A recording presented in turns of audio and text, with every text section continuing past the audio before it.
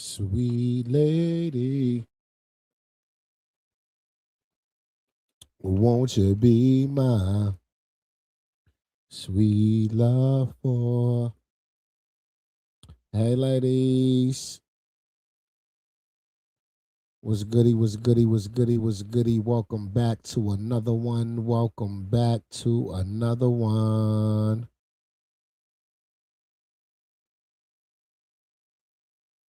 How are y'all pretty faces doing? I hope y'all great.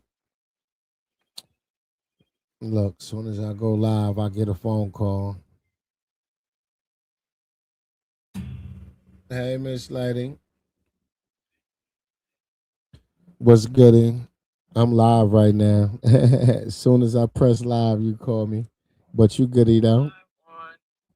Huh? Huh? What you say? You on YouTube? Yeah.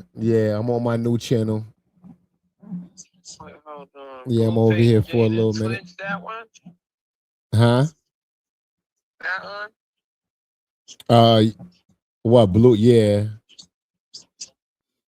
yeah. I just started it. I'm just starting it. About to run some of these watch hours up over here. How you doing? You gooding? Good. Yeah, Nice. that insurance company work fast. Oh, they work fast, so they got you in and out. You was in and out quick with it. Yeah, that lady called them quick. Nah.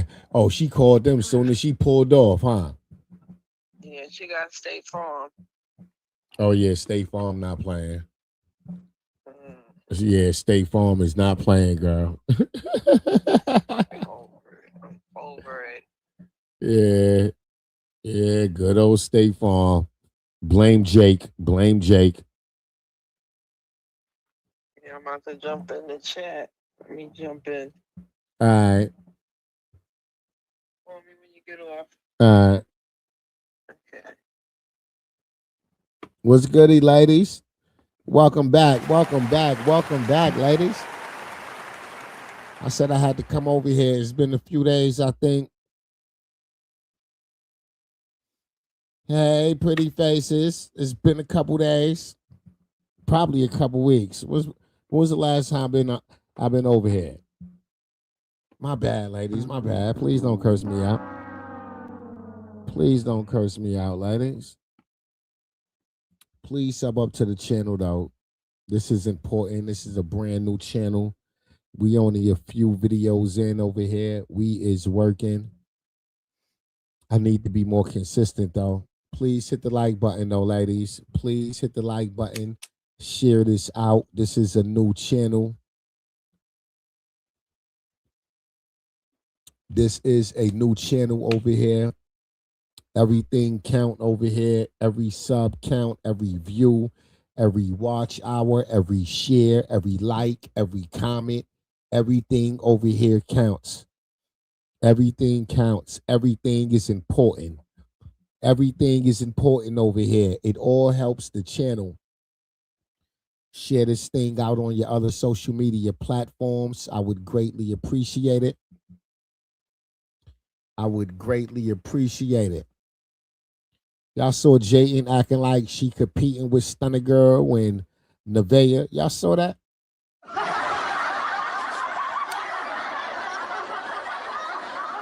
Y'all saw Jaidyn looking like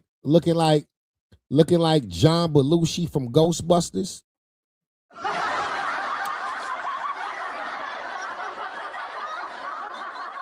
God damn, y'all saw that? Nasty work. Yeah, we back with it, back at it, back at it. We are back at it. Yes, we is. We are back at it. How y'all pretty faces doing?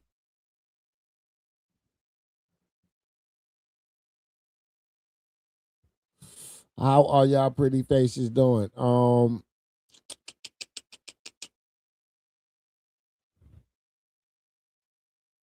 Let me see.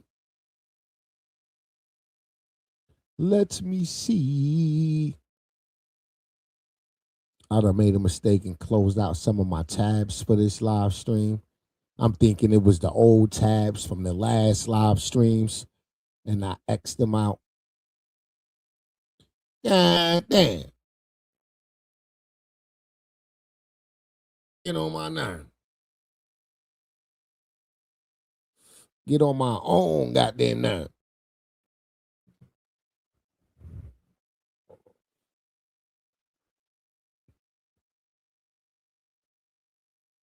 Get on my own goddamn nerve.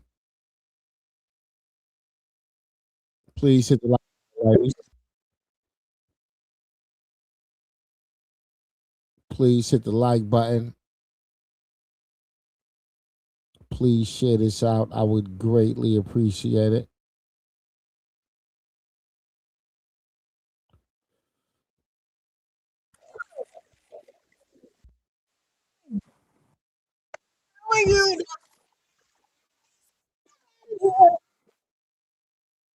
Please hit the like button, ladies.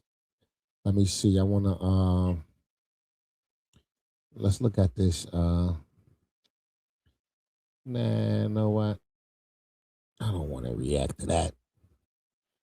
I don't want to react to that. Get that link out of here. I was about to, but nah.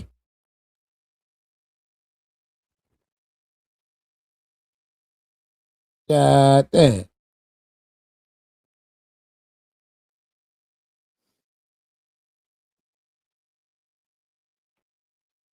Please hit the like button, ladies. Happy Saturday. Happy Saturday.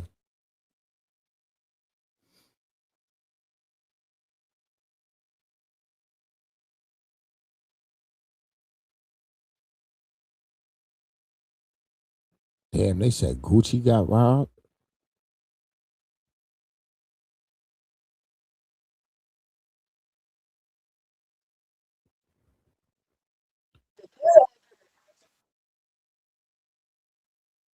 Gucci man got robbed. Why they doing Gucci like that? Nah, Gucci. Nah, Gucci say it ain't so.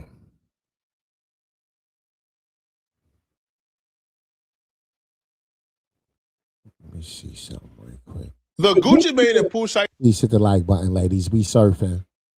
We surfing. Over here, it's all about the watch hours. We taking things slow, ladies. Please hit the like button. Kristy beef has escalated to a point of no return.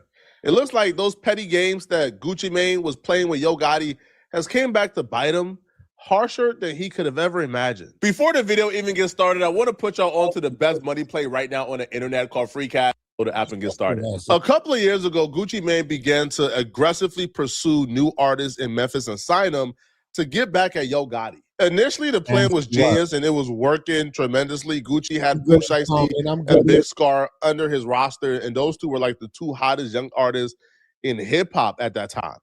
But now, when looking back, that move is backfiring against Gucci and could potentially get Gucci hurt really badly.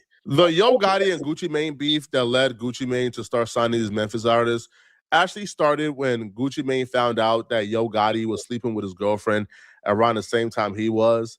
And then on top of finding out that Yo Gotti was smashing Keisha around the same time Gucci began dating her, Gucci was mad at Yo Gotti for trying to drop his album on the same day as him. Man, the first time Gucci ever tweeted me, I was in the studio. Somebody sent it to me, and I called his phone like 6 times in a row. He answered probably like on the 6th one. He was upset that you put your mixtape out the same day as his. Yeah, I mean, but he didn't say my name. He just like, why would a rapper do it? But, you know, shit, when nobody shit coming out but mine on the same day. So, you know. I thought you asked me for a chick. I thought you were smashing his chick or something. Yeah, you guys had some issues over Keisha Dior. Gotti starts laughing and smiling. I'll take you from where it started. We're going to get to that. Yeah, let me get to that. Slow down. But then you started smashing his chick, and then he got angry. Then he went to jail, and you started dating Keisha Dior. Nah, then it was like, to me, I still felt like he was cool because like one of my partners was with me. Like we argue all the time. Mm-hmm. And that's just what we do. Like, it'll never come to Twitter or a radio interview or nothing like that. Then he got on the radio and said something. Mm-hmm. That's when it was like, okay, I don't cross that line. Like, it's, you know what I mean? It'll never be like, we cool no more. Now I'm gonna go bang his girl. I had already done that. Oh, okay. Nasty. But that was So your. you banged your partner's girl? Damn, guy. You ain't my friend, man. But that was your. But that, God damn. God, he said, I already done that. Out of pocket. Itty bitty, what's goody, girl? Please hit the like button. Kelsey, what's goody? Desiree, Carmen, hey ladies, please hit the like button. As you come in, share this out on your other social media platforms. What's up, Regina? What's goody, ladies? Hey, Tony. Jazz, what's goody? Jazz, what's goody, Miss Lady? Too Yella. Please hit the like button, ladies. We surfing, we are surfing. that was your girlfriend, though, right? Wasn't it like? Gotta say, Emmy, my partner. Oh, I didn't know that was your wife. I ain't know that.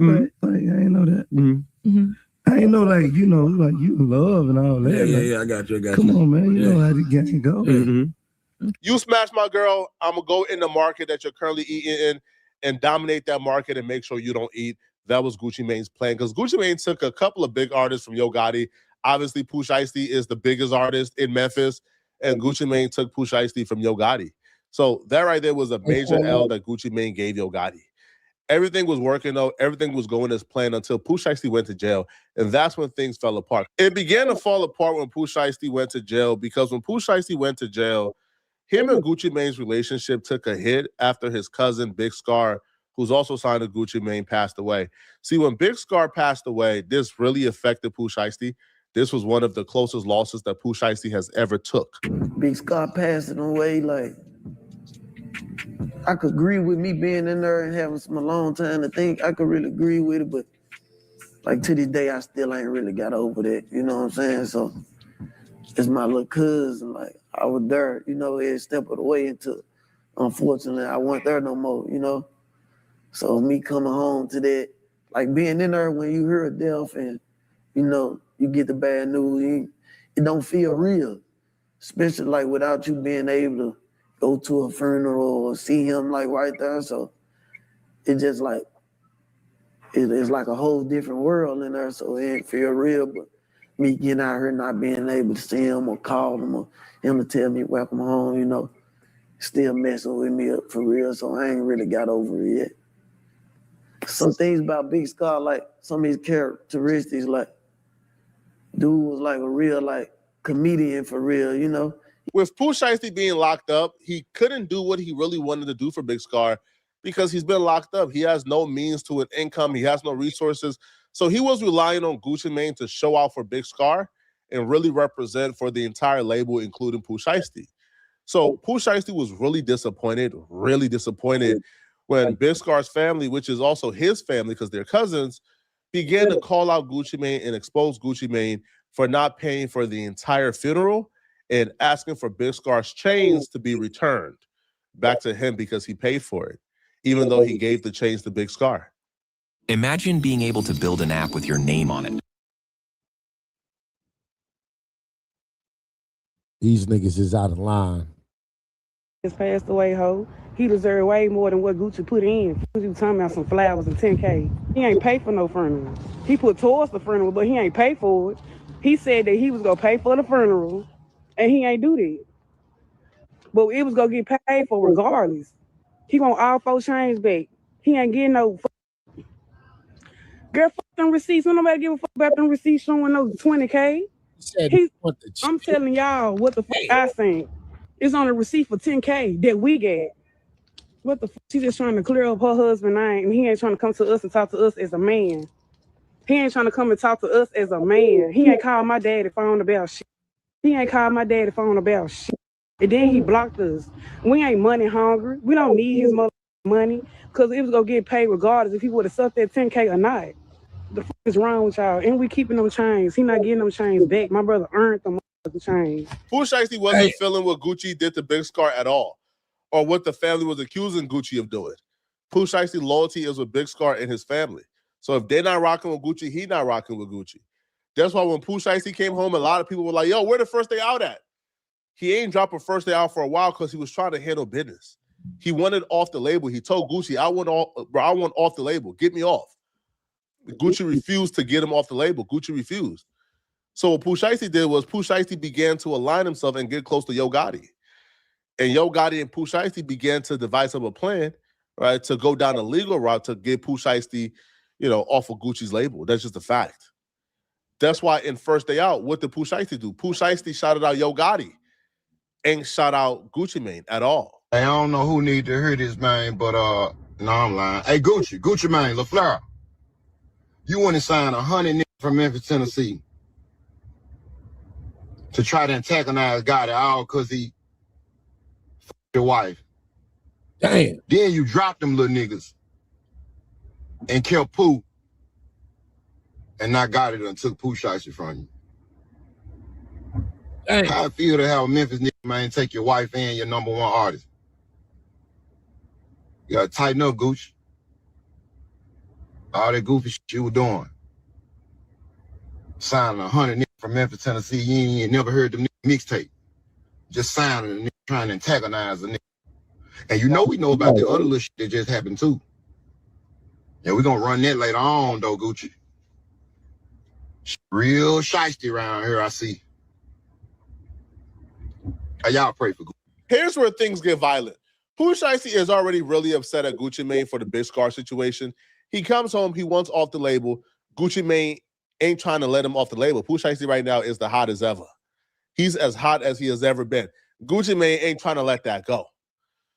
But is beyond he wants off the label. It's also an added layer of I'm fresh out of jail. I'm with CMG, I'm with Yo Gotti. Those my partners. We already got a deal in place. All that's needed is for Gucci Mane to sign me out this current deal, and I got the CMG deal on it. Yo, I heard Yo Gotti and CMG is offering Pooh Shiesty almost 10 M's. So Pooh Shiesty, fresh out of jail, is looking at almost 10 M's on the table. That's a Gucci Mane signature away from being deposited in his account. And Gucci ain't trying to... Man, but Pooh Shiesty ready to knock somebody's head off, man, for that 10 M's, bro. Straight up. And according to people around CMG and Yo Gotti, Gucci is thinking there's some reconciliation here. Pooh Shiesty is at a point right now where there ain't no reconciliation. There ain't no fixing Pooh Shiesty and Gucci Mane issues. Pooh Shiesty wants off the label, like, again, by force, by coercion, or Gucci Mane could just do it an easy way. But Gucci is thinking he could reconcile. Pooh Shiesty is at a point where he can't reconcile, according to Hernandez Govain. That was back when Ed was painted the Cadillac pink. That was a long time ago. And I ain't necessarily confirming nothing as it relates to any robberies or anything like that. Because I'm sure me or you don't want to say anything that could potentially, get somebody, arrested or whatever the case may be. You know what I'm saying? You feel me on that? That's for sure. I feel like just the crazy thing is that, a lot of people, when this news first came out, okay, I feel like people were saying this is cap, ain't no way this is true. But then now everybody's going back and looking at that FDO song. They're saying, hang on a minute, why is Pooh Shiesty shouting out Yo Gotti on the First Day Out song, but he ain't shouting out his CEO, Gucci Mane? Like, what? People are thinking, okay, this making sense now. It's just, it's a lot of people, you know what I'm saying? They be like on the outside looking in, Trap, man, they be out of the loop. And, like you just said, you just made a great point. Pooh ain't with Gucci Mane because of how he carried Big Scar when Big Scar, when Big Scar died. You know what I'm saying? He was, instead of being focused on paying for the funeral, you asking for them cheap ass 1017 chains back. Not the discard chains, because I'm saying cheap to Gucci. You know what I'm saying? You supposed to be worth a few $100 million. You know what I'm saying? So you worried about some little change? You let that man family have them change. You know what I'm saying? He earned it. So and Pooh, you know, Pooh and that was Pooh little cousin, you know what I'm saying? So Pooh took that to heart, and you know, so ain't no way he was coming home. Pooh wasn't finna go against his family for Gucci, you know what I'm saying? So that's how everything played out. Damn, man. Yeah, no, I was. Yo, if Gucci Mane asks for Big Scar's chain back, that's probably worth about $20,000 while he's up M's after Big Scar passed away. That's wrong. And I don't even see how he could see how they would ever forgive him for that. Now, here's the thing. All right, Pooh Shiesty and Gucci Mane were both in LA before Pooh Shiesty turned himself back into the halfway house. Now, when they were both in the city, a robbery took place. Now, apparently, Pooh Shiesty orchestrated a Suge Knight, Vanilla Ice-esque situation. Gucci Mane was unwilling to sign Pooh Shiesty out of his deal, but after a tense exchange, after what I can only like describe as Suge Knight-esque, Gucci Mane signed like that contract and got Pooh Shiesty out the deal the same night that Gucci Mane got robbed. Now, the situation goes, Pooh Shiesty was with some Crips. Now, the people who are tied to like this situation in terms of YouTube, who knew this before everybody else, because I found this out, I'll be real, this morning. Seti Nash knew about this like a day or two ago. So the fact that Seti Nash knew about this a day or two ago, and he is even offering Gucci Mane to get the chain back for him, well, no, sorry, not chain, but the watch and wedding ring back for him, that shows that Seti Nash has some heavy ties or strong ties to the dudes who did this. And Seti Nash is a Rolling 60 Crips, so I can only assume the Rolling 60 Crips are involved here, and they robbed, you know, like Gucci Mane on behalf of Pooh Shiesty. But after Gucci Mane signed Pooh Shiesty out of his deal, apparently Pooh Shiesty still ain't giving no passes. And the Rolling 60 Crips allegedly still robbed Gucci Mane of wedding ring, his watch. That's apparently worth like M's, right? I think like all together, like with the ring and the watch, it was worth like $2 million. But Gucci Mane, that wedding ring, gone. Yeah, they hit him with the Suge Knight, bruh. They took Gucci Mane wedding ring and they took his watch. So Gucci, you know this is 100% true. Hit me up, I can get you it back. But as it stands right now, bruh, Gucci Mane walking. This nigga said, hit me up. Yo, how these YouTubers be so in? Some of these niggas is goofy, B. Like, how? How? This nigga's crazy. How, my nigga? Shit crazy. Out here better work. Don't call in. Because y'all got Mexicans out here now. And every time you call in, Hector call his little brother. Juan. Tyrone called in again today. He turned up last night too late. He's off again. You're going to get the job.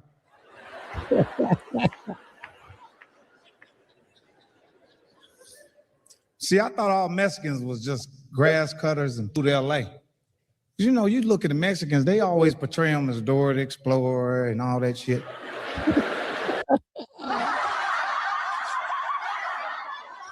This nigga Mike Epps is crazy. So you think they straight runovers. Man, I moved to fucking LA. I'm in the Home Depot buying some nails, and a motherfucking Mexican just walked up and grabbed. I said, hey, man. He said, I said, these ain't your nails. He said, fuck you. I said, fuck you. So he left. I was like, fuck that motherfucker, man. About an hour went past. I didn't pay for my shit. I'm walking out the Home Depot, and I see 10 Mexicans. God damn. Hit the like button, ladies. Hit the like button. We surfing. We surfing today, ladies. We surfing. We surfing, ladies. We surfing. But I didn't pay no attention. I was like, fuck them. They ain't into nothing. You know what I mean? Fuck that shit. I'm pushing the cart, and I'm another Mexican. But this ain't no worker. He done thought that motherfucking brand new Escalade 2019. Got a bald head. Tattoo on his whole face. He about 6'3". And he jumped out the motherfucking car, man, and shut the door. I said, oh shit, who was this? Had a Raiders jersey. I swear to God, I had a Raiders jersey on. He was walking in between the cars like this. I said, who in the fuck is this? He said, come here. Like, who the fuck, who he talking? That's what I said to myself. I ain't said to him. Because I was scared in the motherfucker. I know a killer when I see one. This the dude to be on Lockup Raw and all that. Because, you know, everybody think they real until real walk up on them. You know, every nigga in here be talking about, just real shit walk up. You think about your kids and career and all that. Man, I got kids. Man, I got kids. Shout out to Mike Epps. Let's get into this Whack 100 reacting to this finesse 2-time shit. Let's see what's going on, ladies. We surfing, ladies. We surfing. Ain't no goddamn specific topics. Send me some links. Whatever y'all want to react to, whatever y'all want to watch, send me some links. It's Saturday. I ain't doing shit. I'm here. Caps, y'all all on Bourbon Street talking about some 5, 4, 3, 2, that shit. I don't give a fuck about no mother. 2026 already, nigga. Yeah, nigga. All your New Year's up. New Year's, when you wake up, you gotta see this. Your New Year's, nigga. Nigga, huh? How about that? Like you thought you was finna go to work and with a new year and a new look. Oh, my mother, New Year's resolution. No New Year's resolution. That shit don't mean nothing, nigga. Don't trick your ass. And your ass then went to Walmart and bought all this New Year's ass.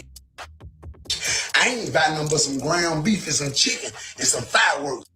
That's all I bought. You Nigga said I ain't buy nothing but some ground beef, some chicken, and some fireworks. God damn.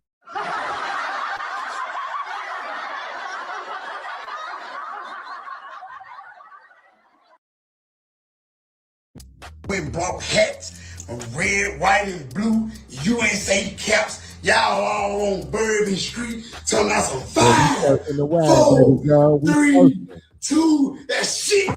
Send me some links, lady. I was thinking about selling my house and moving to Texas, but I'm scared of Jay Prince. He might get me. Man, that nigga ain't doing Man, that. selling your houses sound crazy. Nigga ain't finna be jumping over my fence, bro. I could have two Mexicans around the perimeter at all times, bro. Going through shifts every day, bro. Don't even say all you gotta say the word. That nigga ain't gonna be jumping over my gate, my nigga. Them niggas ain't on that, bro. Them niggas ain't even there, bro. They ain't spank finesse by now. I was about to say, they ain't spank finesse by now, nigga. They ain't nobody, they ain't shit. Hey, bro, they on that nigga. I see, yo, this thing not looking good right now. No, I'm gonna be honest though. He is gonna get spanked though. But I mean, I'm just saying though. He like he tweaking though. He a drug addict though. You know it. You know how them type of niggas move. Like that shit easy, bro. And when I'm gonna keep it 1,000, bro. Remember like, you was yo, this nigga right here wilding because he ain't ready for it. He's not ready for it. But I call your phone and tell you some crazy shit about when you was going back and forth with bro. How accessible we knew everything, bro. I had my people pull up, take some pictures. I still got the pictures, bro. I see that nigga mama crib and everything, bro. That nigga a junkie, bro. But it ain't even like it ain't one of them type of situations, you know. It's one of them things how you be saying about Charleston White. He at that point now. Yo, I told myself, you ain't ready, boy. Now you not ready. You playing. I'm gonna send you these, but that's the crazy shit. It was funny. This nigga whacking everybody goddamn business, man. This nigga got all the paperwork. He know all the goddamn snitches. He got everybody contract. God damn, nigga. Shit. And the nigga put his contract up there like they wasn't gonna know he did it. That contract was wild as fuck. Yeah, them niggas. He playing games. He gonna find his ass in that bayou. What was the contract though? What was it? Cause I ain't go through the. Like nigga, he put his. Some crazy shit. Oh no, the label J Prince and Moneybag Yo. Oh yeah, cause when they signed him, yeah, he already had the contract with Moneybag Yo. Nigga, so that mean if the label and Moneybag is at 50%, right? Mm-hmm. Moneybag gonna say, whatever you want to do with them is your business. So now it's 50% left. So now here come J Prince and then him. Taking 50% of 50%. Take 50% of the 50%. Mm-hmm. Now he down to a quarter. That nigga won't out of that shit. That's why he's stressed. He's saying it on there. He's saying he broke. He ain't lying on that hoe. He not capping. That's the one thing I get a nigga. And one thing about the nigga. Y'all ain't noticed that nigga been doing all them streaming and recording from a fucking motel room? Yeah, he broke. He got a little house though down here. He be in a little house though. He be out. He be, you know, that nigga be doing. He gotta work. He gotta do shows and shit. So that's why that nigga be in them hotels. But then he got a little house. I ain't gonna say he ain't got a house, but the nigga motherfucking you know, nigga broke, bro. Shit. Struggling. Check the check. Which is crazy when you got jury around your neck, man. This jury better be hollow or some shit, bro. I never understood that shit though. Niggas be getting fucked over at the jury store. Cause I mean he be buying this shit from the spot, so they ain't giving him no deals. So that nigga really spending money on jury. So if you go broke, nigga, that's on you.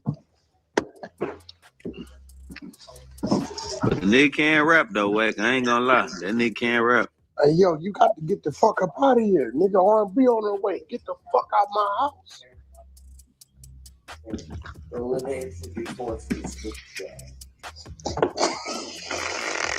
I'm just trying to see how long it's gonna take for her to get a text. Hit the like button, ladies. Right. Trying to see how long it's gonna take for her to get a text. I was trying to see if we was gonna hear that. I ain't got the power no more. Hey. Listen, ladies, just don't get tired of texting me. Baby, who made up the bed, though? Because one day it might be real. Who made up the bed? She told one day, right? She told she ain't mad enough fossil love. So one day it might be real.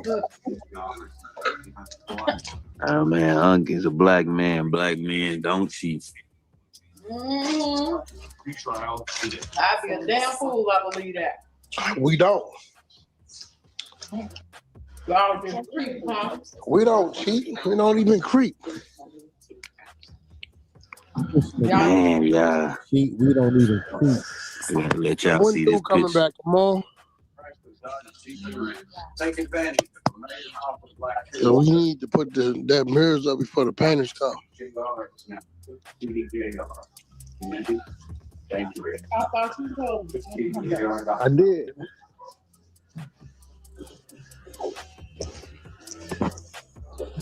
Nah, look at this nigga leg and all I'm gonna put in my PTR. Don't ever let yourself get.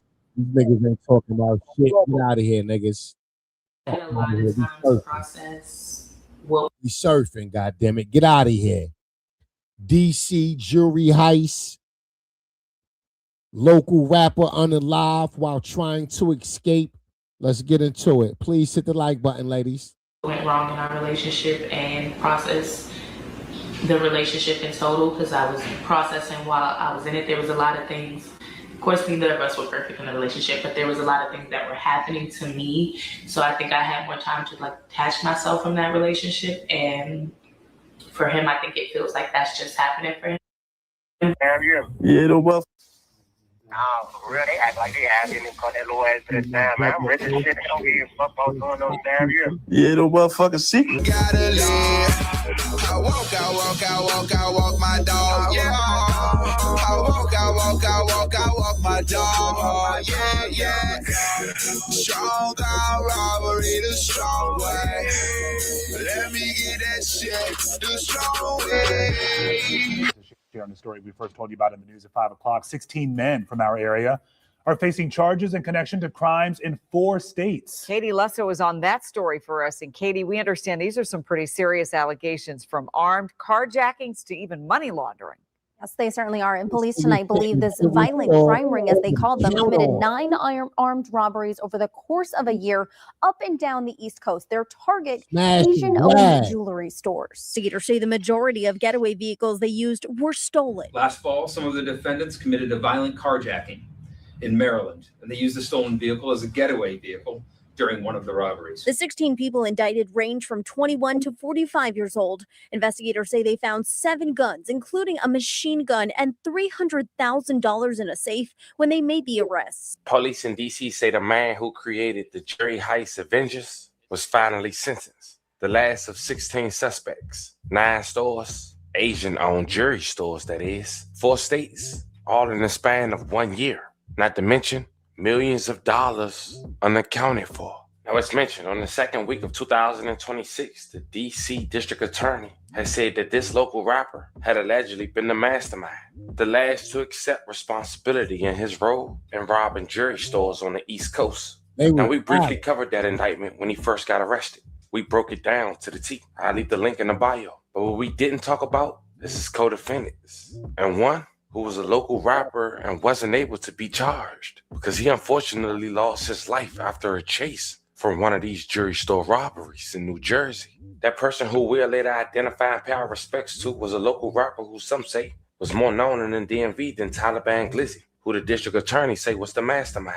A man who moved from Florida to the DC area at a very early age, who some say had the potential to make it far in his rapping ability, but instead the streets kept calling him. Now that everybody is sentenced in this indictment, I think it's only right we share his story. Go over this story in its entirety. Identify who this suspect was/victim. See how he was involved in this indictment according to the black and white. Talk about the sentences of each suspect/co-defendant and see what the alleged mastermind had to say. Niggas sound like he was talented. I ain't gonna front. That song at the beginning was I ain't even gonna lie. Nigga was kind of talented. After recently getting sentenced and making a phone call home. But before we go over this one, I want you guys to remember, I won't give you no angle. I just give you the story. So with that being said, make sure you like, comment, and subscribe. We're gonna jump right to it. I never thought I'd see the time of day. But they paying me now to let y'all know how to make some money on the screen. Well, a leaked phone call between him and another inspiring rapper from DC has been released. Him giving his take after being sentenced to 18 years. And this is what he had to say. Yeah, no buff. Nah, for real, they act like they had didn't call that little ass to the time, man. I'm rich as shit. Don't give a fuck about doing those damn years. Yeah, no motherfucking secret. My wild senses ain't stopping nothing, man. I'm still having fun, man. Niggas still getting money, still fucking bitches. Still getting niggas blew up here. This shit ain't stopping nothing by locking me up here. Ain't no motherfucking secret, you hear me? You know, shit like that, you hear me? You know, we adapt our habitats, man. They gotta put a nigga like me under this deal to stop me here. Ain't no motherfucking secret, Slim, you hear me? And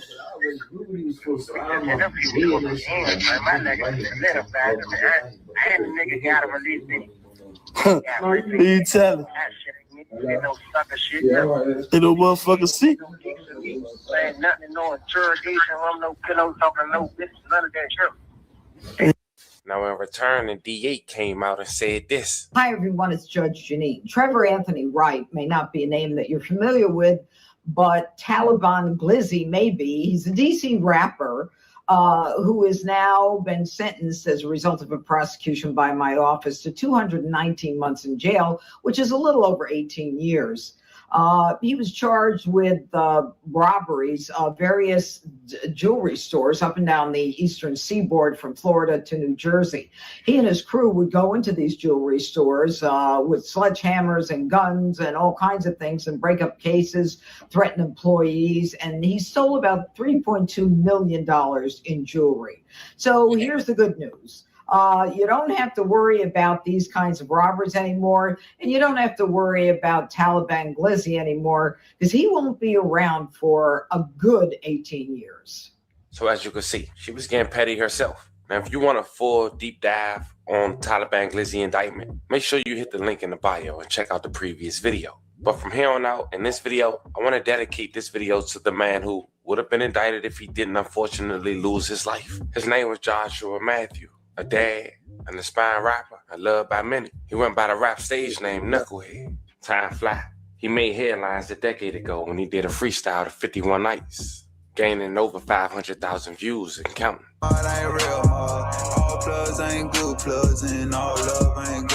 He did an interview with Big Mouth Media 5 years ago. Talked about being in and out of jail. He also talked about moving to the DMV area at 9 years old from Florida. His mom had enough and wanted to make sure he had some guidance from his dad. And at that point, he didn't even know him. Never saw him physically before. Check out a clip. AKA walk up, AKA no mask, AKA Knucklehead. They call me Knucklehead. You know what I'm saying? So look, man, I saw that you moved from Florida to Maryland.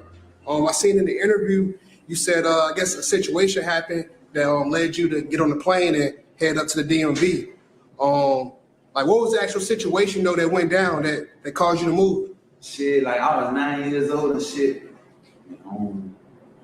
School. I was in school and shit. Pretty much, I wasn't listening to my mom. You know, when a female trying to raise a young nigga or a man, that's something a father figure I had to do. So my mom being a female, she couldn't really do it. She tried though. So she like, you going with your dad, nigga. Yeah. So look, did you know your dad before you actually got on the plane though? Nah, fuck no, I ain't even know dog. Like, I ain't even never seen dog or nothing. Dog used to send me rackets, shoes and shit. Like he wasn't no deadbeat though. Like I just ain't know. She ain't let me know. I was calling somebody else my dad. Dang. So like describe the feeling though when you first actually like met your dad though. Like how was that? Shit, first thing I did, nigga asked me was like, home. And I got off the plane. I'm by myself too. He got off the plane. I'm like, he like, you home? I'm like, yeah. The nigga don't look like me nothing. Big fat black nigga like yeah. So I'm like, oh, I ain't my dad. She tripping. So he's like, you home? I'm like, yeah. That nigga went and took me about like 3 boxes of pizza. So I'm like, how the fuck I'm get all this shit by myself? Yeah. So when you first met your dad, like you didn't think that was your dad or what? No, I didn't think that was my dad. But I go home, I started looking at shit. Like say you got a sign. You start looking at your son too to let you know, yeah, that's my son. Like me, yeah, I go to sleep, I laying down. I just have my arm out there cooling real quick. Man, I walk past, go to the bathroom, I see this nigga doing the same shit. I'm like, yeah, that's my dad. Yeah. So have y'all been able to form like a bond though since you've been back, or? Nah, my daddy gone. He deceased real quick. Oh, rest in peace. Yeah, he gone. He died in 2010. Do you want to speak on like what happened with that? He had like 3 heart attacks real quick. 3 heart attacks? Yeah, 3 heart attacks right back to back. And wasn't nobody in the house. And he had him in there by himself. Yeah. So look though, being that you're from Florida, are you still connected out there or what? Like, do you go back and visit, or you stay in touch, or what? What's going on? Yeah. That's like, yeah. How often you go back to Florida? Yeah. See, right now, I'm in the system real quick, like, so it's gonna be hard for me real quick. But I don't go like I used to go every summer. I was in school and shit, but now nigga ain't in school. When shit going on, or when nigga get to missing it, nigga slide back down. You know what I'm saying? Yeah. So look, so your relationship with your mother though, how has that played out? Being that you kind of like, since you moved from Florida to the DMV, like, have y'all been able to stay strong, or like how's that relationship? It's cool. You feel? See, coming up, when I was a little nigga, I ain't look at life how I look at life right now. Cause right now, I'm a parent my goddamn self. So all the conniving shit a nigga used to do, nigga ain't really, you know what I'm saying? Relations, man. How many times you been locked up before? Locked up with that, but really sat down real quick. 2 times? So look, this last time, what was the reason you got locked up? Man, every fucking time I go to jail for a goddamn gun. So yeah, let's get past this interview. This shit killing me. was no stranger when it came from running from police, even while in the vehicle. And unfortunately, that's exactly how he lost his life. But this time, he wasn't the driver. You see, according to the indictment, one of the 9 robberies with Taliban Glizzy and the 16 co-defendants had happened on December 22nd, 2022. A jewelry store robbed in Franklin Park, New Jersey. The store was called Sentiments Incorporation. Now remember, fam, they targeted Asian-owned jewelry stores. You'll later find out it's easier to sell. I mean, it's high-purity gold, 22K to 24K. And many South Asian jewelry stores carry 22K or 24 karat gold. It's a higher purity than typical US retail, which is often 10K to 14K. Why this matter? The higher, more melt value, less loss when refined. Buyers don't need brand names, just weight and purity. That was the second to last armed robbery the crew would do. But shortly after, they split it up in stolen vehicles. And the stolen Dodge Charger was a Maryland resident identified as Franklin Hunter as the driver, 32 years old. Apparently, he crashed after fleeing authorities. Prosecutors called the scene a multi-vehicle crash. Prosecutors say Franklin's nickname is Gino, and he was going at a high rate of speed trying to flee. He ended up hitting 3 other vehicles. Tragically, Joshua Matthews, just 31 at the time, aka Knucklehead, was the passenger from Washington, D.C. and was found deceased in the Charger. May he rest. Damn. Rest in peace, man. Nasty work. 911 transcripts. 911 transcripts revealed moments after Renee Good lost her life. Please hit the like button, ladies. Frankel in Minneapolis. White House reporter Laura Barone Lopez is with us, and Miles Taylor, who was chief of staff at the Department of Homeland Security in Trump's first term before breaking with the president. Jillian, more tense standoffs overnight. How are things there on the ground this morning? Anna, it's still here early here in Minneapolis, but what I can tell you is we witnessed a chaotic scene play out just last night outside the federal building here in Minneapolis, which also serves as the local ICE headquarters. We were actually commenting on how it seemed to be a relatively calm night, but we did see some protesters start interacting with some of the vehicles that were driving into that federal building parking lot facility, banging on the cars as they entered. And after a few moments of that, we saw a massive number of federal agents pouring out of that parking lot, suddenly dispersing the crowd in all directions. They actually shoved our producer out of the way as we were documenting what was going on. And it's just representative of the increasing tensions we're seeing on the ground here. There's this growing sense of defiance to the presence of these federal agents. And in another moment of chaos, that video that you referenced, I want to just show you a little bit of that. Nah, yo, ICE out there wilding. ICE out there wilding. And I should note to our viewers, this video is graphic and a bit disturbing.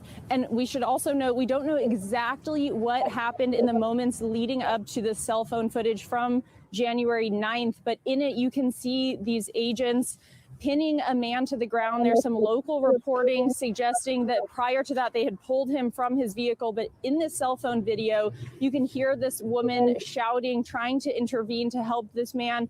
And as these federal agents have him pinned to the ground, you can see one of those agents appear to knee him in the face. Wow. It's a very intense. They wilding.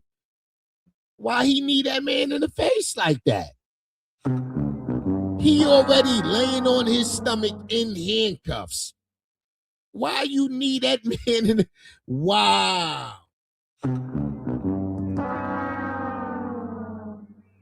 Nah, these ICE agents is unhinged. This moment and just representative of what we're seeing play out here across the city. As we continue to see scenes like that take place, what we're hearing, a concern among officials here, is that we're going to see potentially increasing violence as community members continue to clash with these federal agents. Anna? Miles, that video is really, really tough to watch, seeing that officer kneeing that person in the face multiple times. Is that approved operating procedures for DHS? No, it is absolutely not. And Anna, I can tell you something unequivocally. This administration continues to say they have seen no instances of ICE agents operating against DHS policy. That means one of two things is true. Either one, they have secretly changed those policies since I was chief of staff at the Department of Homeland Security, or much more likely, they are lying through their teeth. We have daily documentation of ICE officers not just violating DHS policy, but violating the law and violating the United States Constitution by engaging in warrantless searches, by asking American citizens to show their papers, by using violent force in ways that a federal police force is not allowed to in these types of circumstances. This is not a series of one-offs. This now, Anna, has become systemic, and it is being driven by the top because the president himself is saying that he has given total authorization for these individuals, these ICE officers, to use, in his words, nasty work. Nasty work. Not only is ICE wilding, but DHS is wilding. That's Department of Homeland Security. God damn.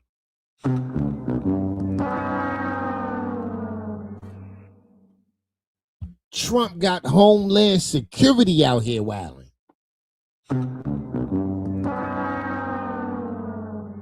Whatever means necessary. And the vice president saying they have absolute immunity. That is the kind of reckless language that is the firing of a rhetorical gun that is causing this situation to get worse. And unfortunately, Anna, I don't think that's accidental. I think that is by design. This president wants to foment unrest so that he can invoke his emergency powers. Wow. Julian, MS now is learning the details of Renee Good's death and the moments that immediately followed through some transcripts of the 911 calls and the incident reports. What are we learning there? Anna, what's remarkable about this instance of violence is the number of witnesses that were there. We're getting some 60 pages now of these transcripts highlighting the confusion and the tension and the... Send me some links, ladies. Send me some links. What you want me to react to?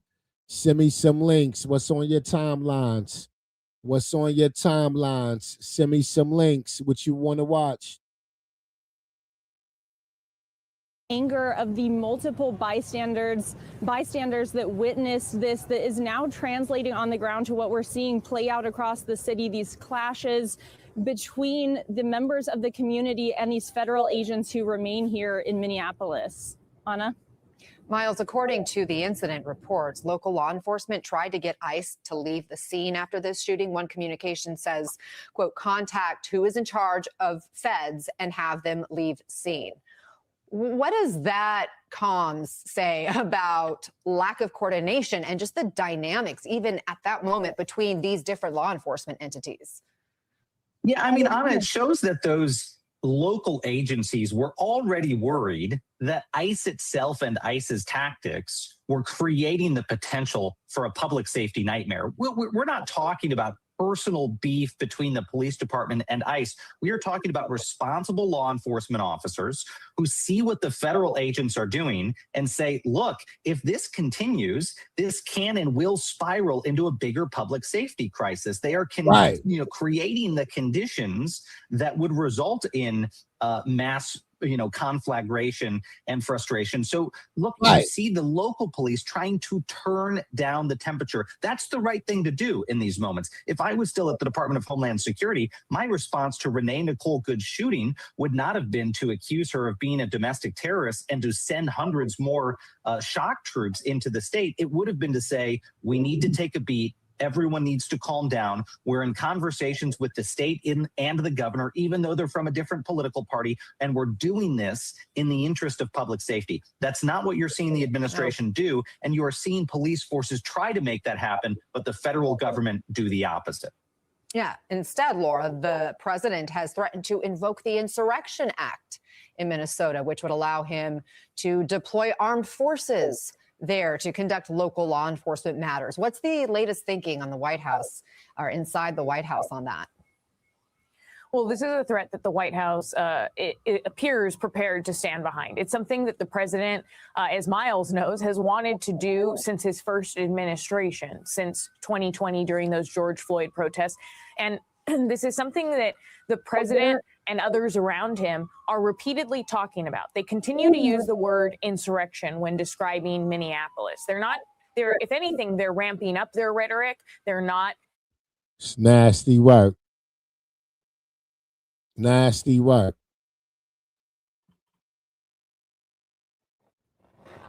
Trump be on Twitter more than y'all goddamn women.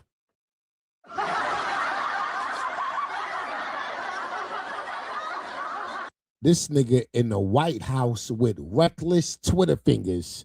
How you in the Oval? Look, I'm stuttering. How you in the Oval Office on Twitter talking shit?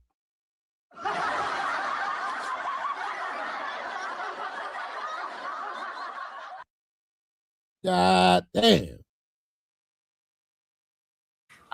Trying to scale back their rhetoric by any means, Anna. And yesterday, Stephen Miller, the president's deputy chief of staff, who is the architect of much of this deportation machine and what we're seeing on the ground in cities like Minneapolis, went on Charlie Kirk's show, the late Charlie Kirk show, and he said, essentially, the late Charlie Kirk. Boo.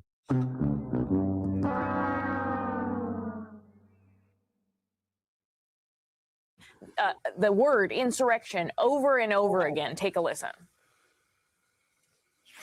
In Minnesota right now, the insurrectionists have come out of hiding. They're confronting our officers on the street. They're being arrested. This is a national security priority. More arrests of insurrectionists are being made every day, and each of those arrests then provides an opportunity to learn more about the network from a law enforcement and national security standpoint. So a few things there. Again, the president, one of the president's top advisors, repeatedly calling Americans, calling protesters. He one of the politicians that's going to get locked right the hell up. Soon as Trump is out of office, he going to be one of the first ones. Quote, insurrectionists, right as the president is threatening to invoke the centuries-old law that would allow him to use the military domestically. And also, the administration is just continually talking about this supposed network, a conspiracy network of, quote, terrorists and insurrectionists that they claim are going around the country organizing clashes like this. But of course, when the vice president was recently asked, what network are you talking about? Who's involved in this network? He said that's something we have to figure out. So they haven't provided any evidence on that, Anna. Miles, you have said that you have personally heard President Trump on multiple occasions call the Insurrection Act his magical powers. In your experience, did he try to create the circumstances where he could invoke it? Yeah, he absolutely. That's exactly what he did. He's trying to rewrite history. He caused a insurrection at the Capitol. People lost their lives storming the Capitol.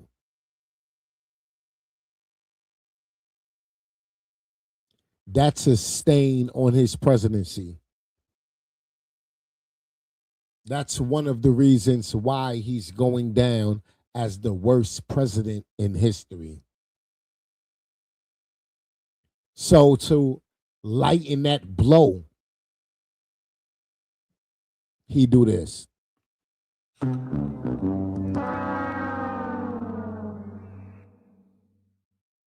We're going to call those peaceful protesters insurrectionists.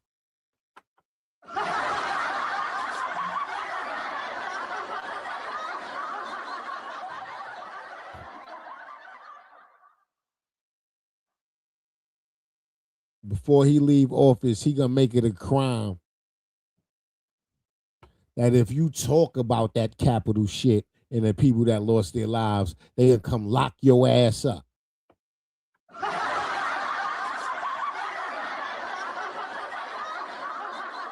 God damn. Absolutely did. And he wanted to find any pretext he could. I mean, when we rushed to the White House on the eve of the State of the Union in 2019, because aides tipped us off that the president was going to slip language into the speech to invoke the Insurrection Act, we found a man in the map room who was trying to portray to us that the caravans he saw on television coming towards the southern border were actually a foreign invasion. He was trying to spin that in such a way that he could invoke the act. Now, we enlisted White House counsel and the White House lawyers and the Secretary of State and others in the administration to help us persuade the president to back down, and he did. But since then, Anna, he has been on this quixotic odyssey to try to find the circumstances, and then in the past year to try to foment them. There is no coincidence behind the fact that the administration, starting last June, went into cities that have a long history of protests. Los Angeles, Washington, D.C., Chicago, Portland. This was by design, but unfortunately for them, protesters showed restraint in each of those cities. They did not develop the circumstances to justify the Insurrection Act. People dancing in blow-up frog suits to EDM music outside the facility in Portland didn't look to anyone like an insurrection, so they tried again, and they remembered that in... Oh, they was playing music and dancing, wearing costumes and shit. Oh, hell no. They wildin'.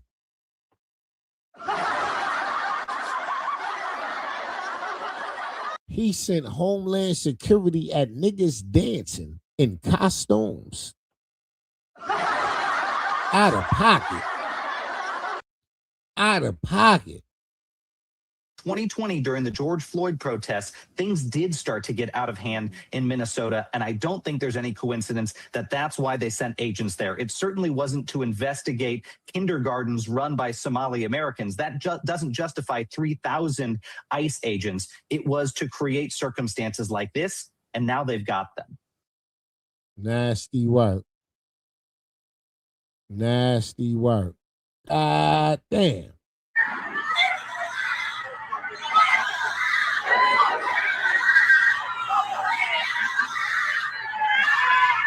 What you see in this clip is ICE having shot a 21-year-old protester in his eyes and then dragging him off with his face covered in blood. It's been confirmed just about an hour ago that this 21-year-old has lost his vision and is now permanently blind. ICE is officially out of control in Minnesota. We saw ICE kneel on a pregnant woman, then drag her through the snow, and it was confirmed that she lost her baby while being held in detention center. We saw a young woman in Minnesota just a few days ago, shot in the face 3 times, ended up dying, and the ICE agent fled the scene. We've seen a 21-year-old now be shot in the face and now permanently blind. We're seeing horrific story after horrific story. Public schools in Minnesota are now closed due to ICE because it's not safe. ICE is not fighting crime. ICE is the crime.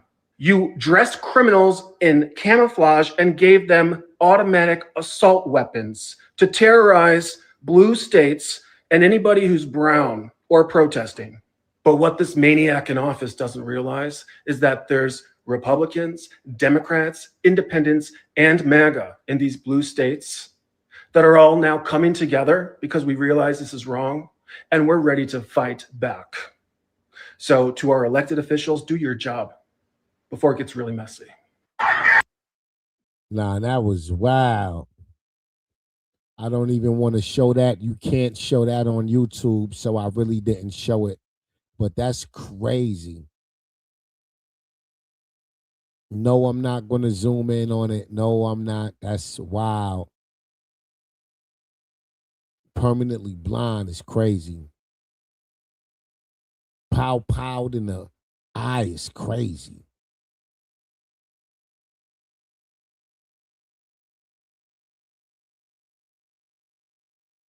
Wow.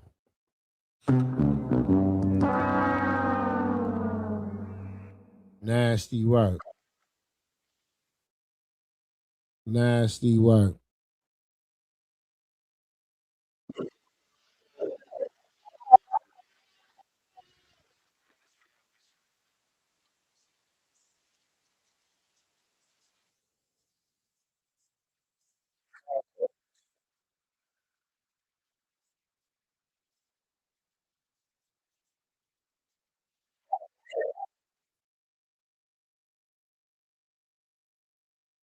No, we're not going to.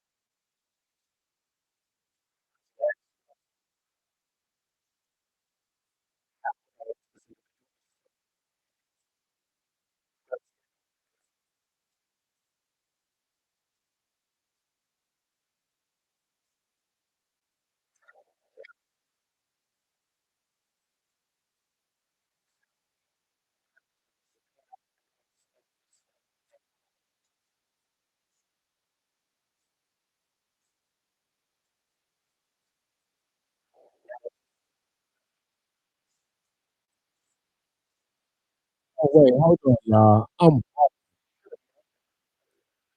I know I'm reacting to this video and I did not share it. I'm glad I didn't because it's real graphic. But y'all mean to tell me y'all let me react to this whole goddamn video and y'all was stuck on the other video? I am so disappointed at myself. Oh my God. Yo, this shit is so graphic. I forgot to switch tabs. I'm sitting here like, oh my God. Yo, this is wild. Oh my God, this is wild.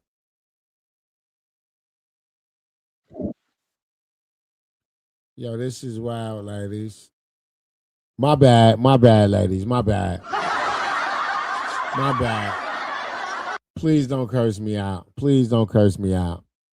I know y'all talking shit in the chat. I can't even see the chat right now. My bad.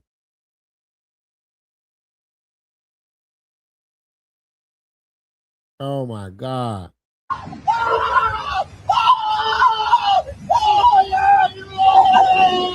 In this video, we see a man being arrested by ICE in Vancouver, Washington, just outside of Portland. And we can see an ICE vehicle slowly roll over his legs. And the key word is slowly. Let's watch this back one more time.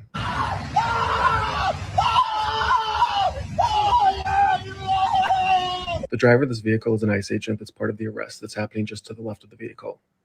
This ICE agent knew, or should have known, that there's an active arrest that's taken place just to the left of him with a man on the ground. A reasonable person would hear the screams as the tires approach his leg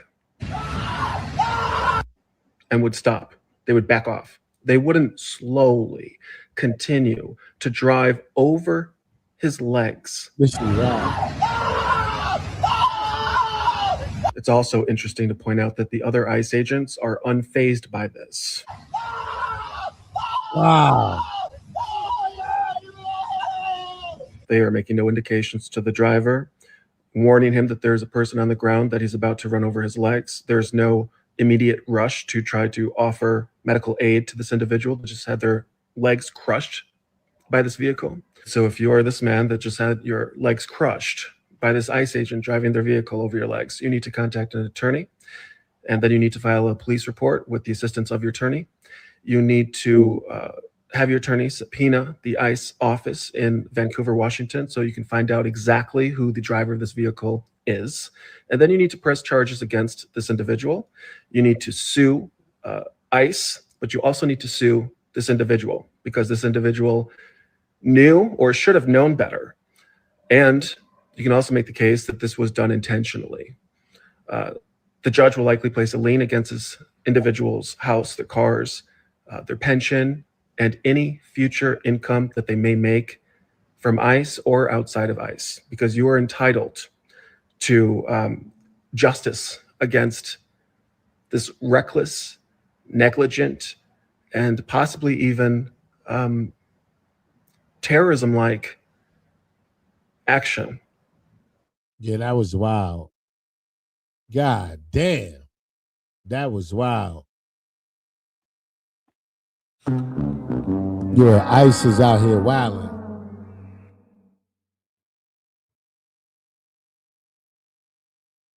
Nevaeh responds to Blueface and Jaidyn. Is this what this says? Programming activities. I mean, I condone it, all programming. Get it over. Who said what? Now, let me see if she want to program with you. Let me see. Who? The pop star.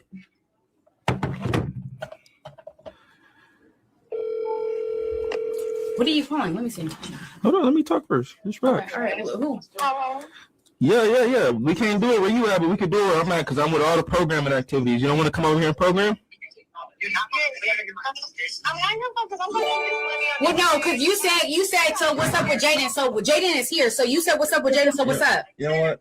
I'm at Blue's house. So anything that you say you can run that to that. Y'all want to get the abortion done tonight? Oh, see. Oh, okay. You don't want to get the abortion done. Yo, they is trolling. God damn. Nasty work. Nasty work.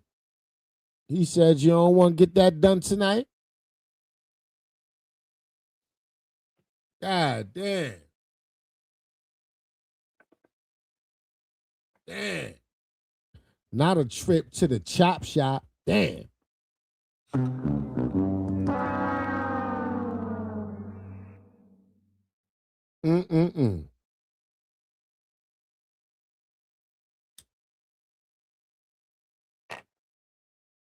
When you don't plan your parenthood, your ass end up at Planned Parenthood.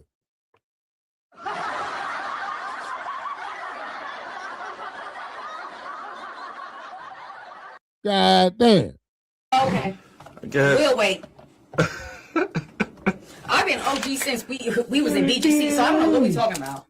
Why is Jaidyn like really popping it like she like that? Like she'll really do something. Like she'll really put a bitch on her back pockets. Like, girl, please. I keep telling you, your left leg look like a baby arm and your knees look like a baby elbow.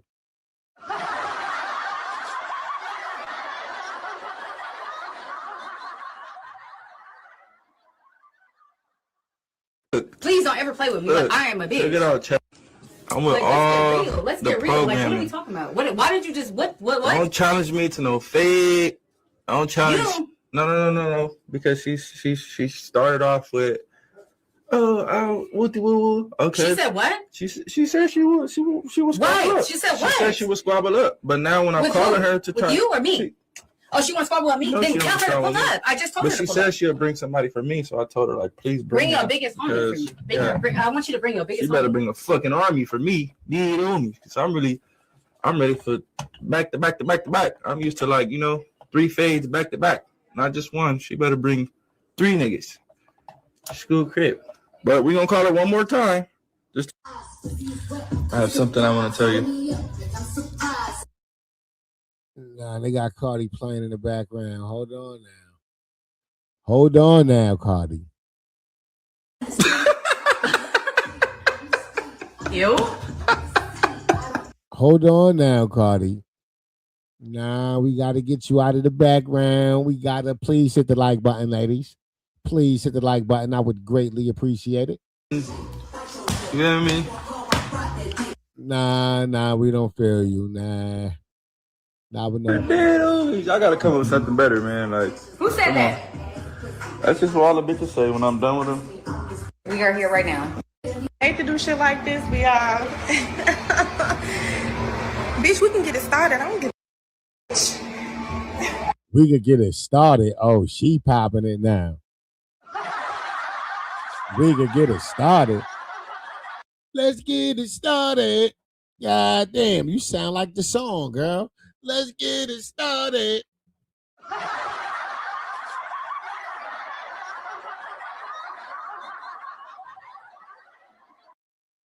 We can get it started. Yo, it is crazy, bro. Blueface. God damn. We could get it started. We could get it started. Nevaeh act like she want that goddamn smoke.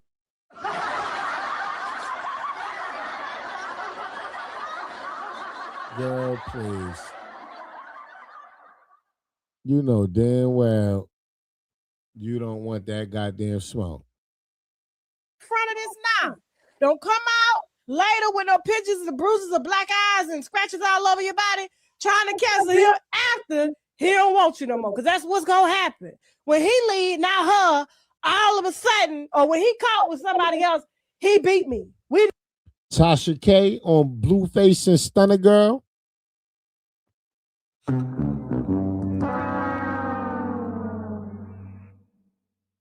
No, we saw. And you thought it was funny. Domestic violence is not funny. But that shit was funny. Because she thought it was funny. So we laughing. Roll it one more time. It's 4:31 in the morning. Where y'all at? I want to see some real bitches and some real niggas on this motherfucker. You said what, bitch?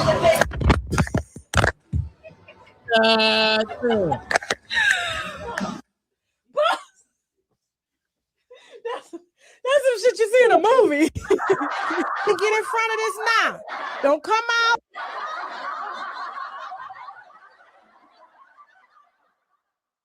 God damn. Later with no pictures of the bruises of black eyes and scratches all over your body trying to cancel him after he don't want you no more. Because that's what's going to happen. When he leave, now her, all of a sudden, or when he caught with somebody else, he beat me. God damn.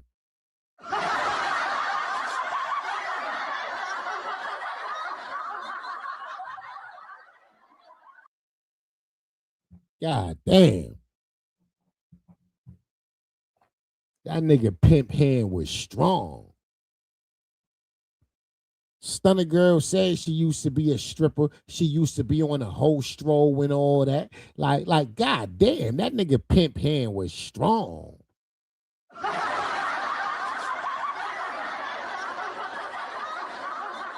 I don't know what had happened. All I know is her phone fell out her hand. It was like maybe the phone wasn't in her hand. Maybe she had it like propped up on a table and it wasn't like propped up good or something. I don't know. Maybe she was in a restaurant. She had the phone propped up on a ketchup. I don't know. She tried to prop her phone up on a salt shaker. I don't know. The hot sauce bottle. I don't know. Y'all know them restaurant tables be slippery. Your iPhone don't be staying up while you live and shit. That's all that happened. The table was slippery.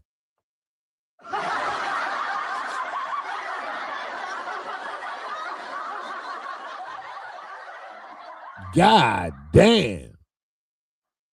I mean, she said she used to, get that money. She used to be like, escort. She used to travel with her man. They used to go from city to city getting money and all that. He used to put on a blade. Like, yeah, she told her story. I guess that was a sneak peek of her past.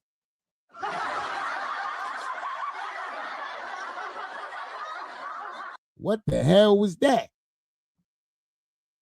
Stunna Girl documentary, Surviving a Pimp on Huts Point, coming to a theater near you.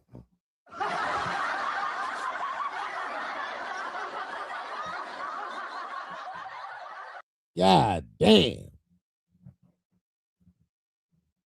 That look like one of those Huts Point, South Bronx goddamn pimp slaps. God damn.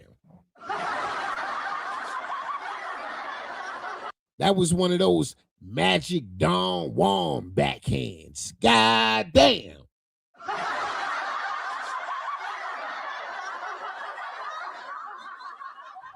Shit. God damn.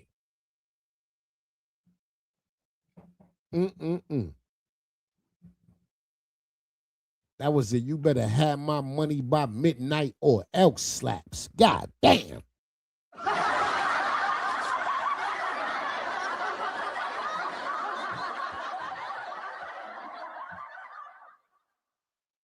Shit. That nigga said not a penny less, so I'ma be vexed. She said, where all my real niggas and where all my real bitches? Where all my real niggas? Soon as she said niggas, he said, what? And then all of a sudden, her phone just slipped because the table was slippery.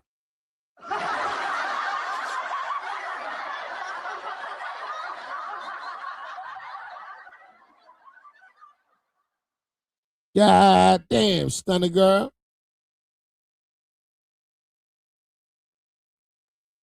Oh, she can handle a Blueface. She can handle Blueface.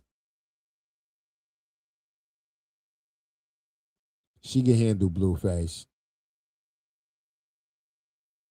As soon as they get into an argument, she can say, nigga, please. I got my ass whooped by bigger gangsters. You ain't gonna do shit. I got my ass whooped by real killers.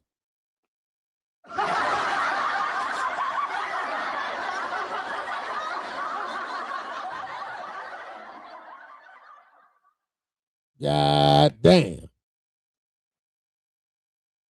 Shit don't make no sense.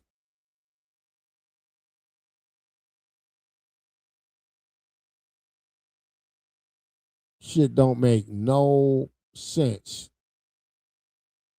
Please hit the like button, ladies.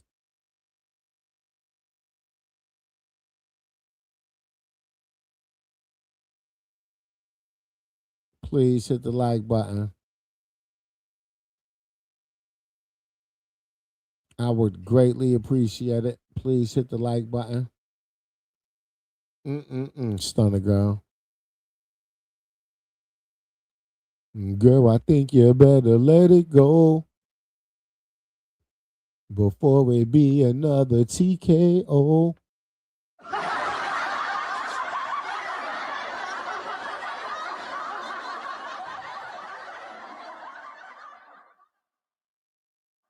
God damn.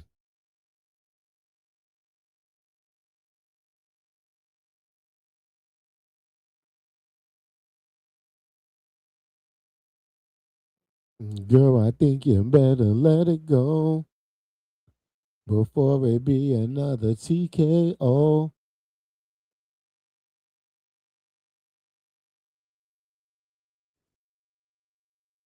She gonna be all right. She gonna be all right.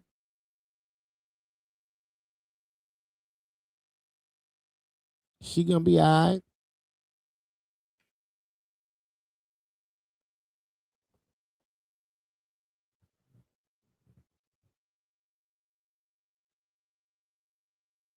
Little baby always got some scallywag scandal going on.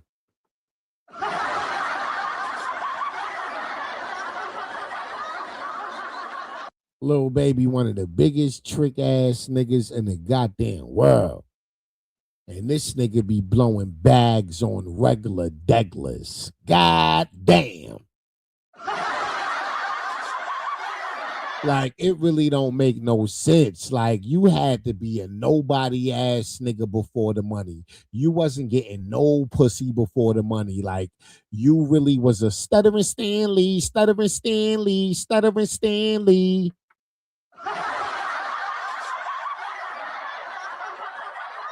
Like, nigga, you was stuttering Stanley before the money. Wasn't no bitch paying you no goddamn mind. You ain't played sports in motherfucking high school, my nigga. Like, my nigga, like, you ain't sell crack. Like nothing, nigga. Like,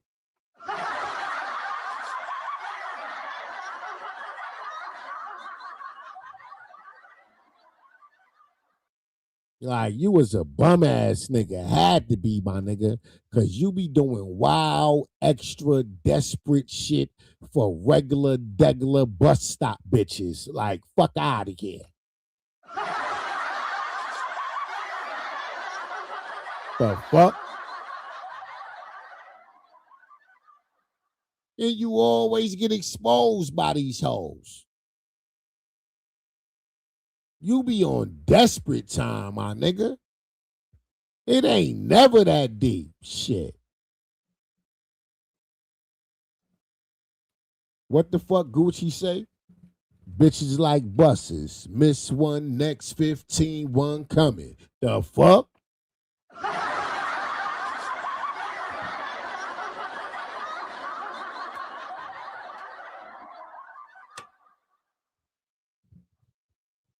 Nigga, a multi-millionaire playing dick and pussy games with bitches that ain't even worth it.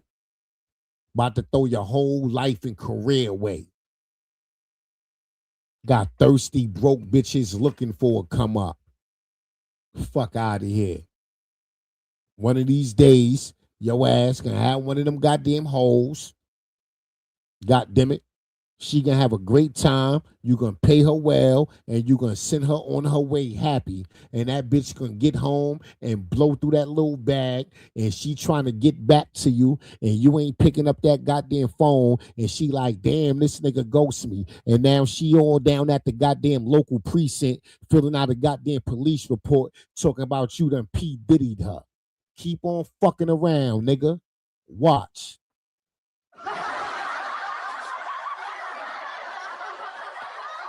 It never fails. A hoe gonna be a hoe no matter what the fuck you think.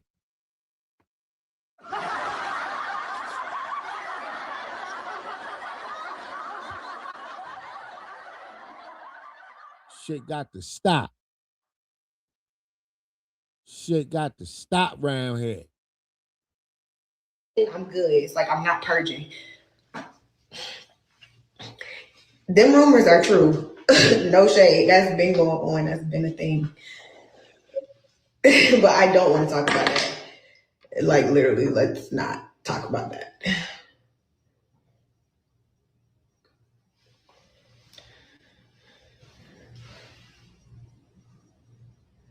Like it's not rumors. That shit is true.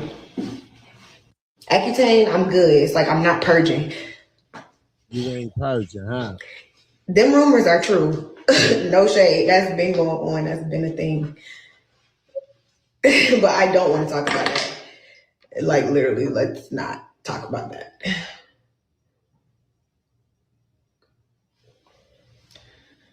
Now she liked the comment.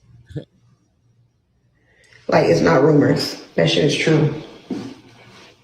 Accutane, I'm good. It's like I'm not purging. See what? Little baby got to get it together. Little baby got to get it together. That's a whole fact.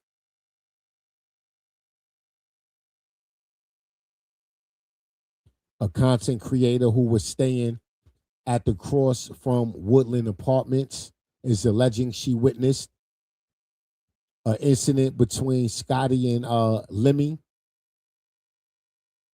2:40 in the morning.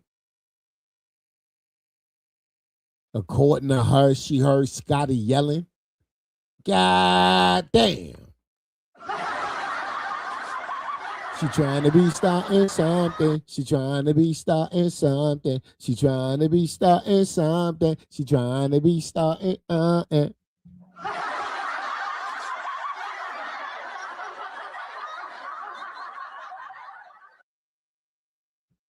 She said she told them she called the cops. God damn.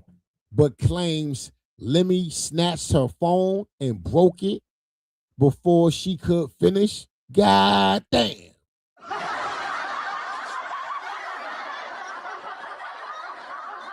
She further alleges that Lemmy and Zoo security quickly left the scene before police arrived. By the time officers got there, Scotty was no longer in front of the apartments. God damn.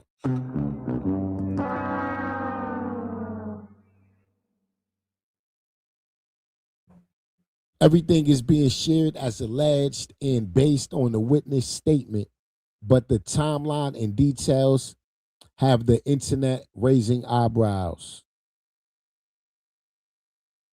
Uh-oh. I happened to live right across the street from you, and there was this one night where I was sleeping. I left my balcony doors open, and I woke up to you just punched me in my face. And so immediately I wake up. Uh-oh. Uh-oh. What I've been telling y'all.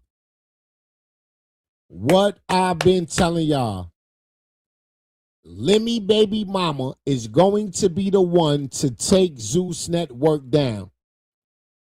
She's going to be the Zeus Network Cassie. You know, Cassie was the bad boy Cassie, like the P. Diddy bad boy, you know. Scotty gonna be the Zeus Cassie.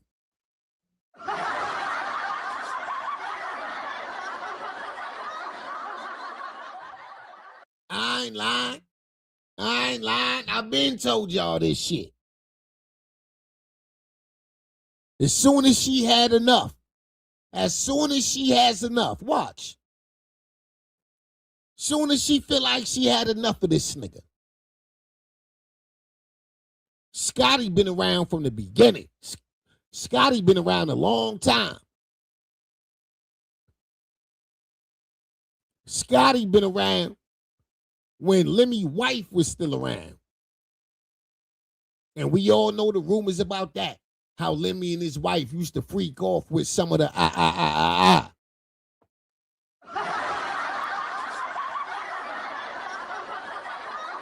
I wouldn't be surprised if Scotty used to freak off with Lemmy and his ex-wife. And slowly became the main as his wife fizzled out.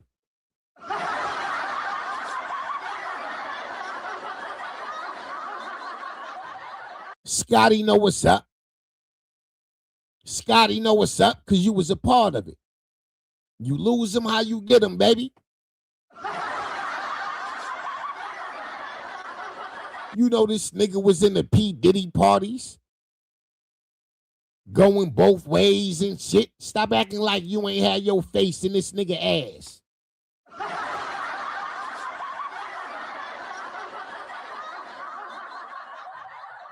You all on here the other day mad because the nigga cheated.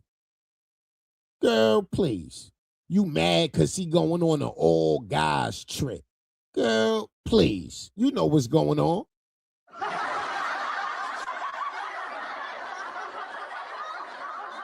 Them niggas leaving America so they could sword fight in peace.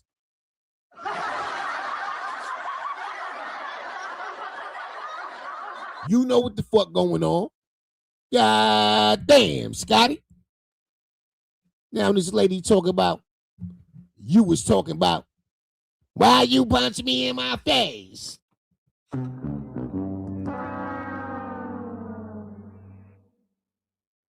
Because who just hit this girl in the face? It's like 3 o'clock in the morning, mind you. Now, I'm a girl's girl. I don't play that.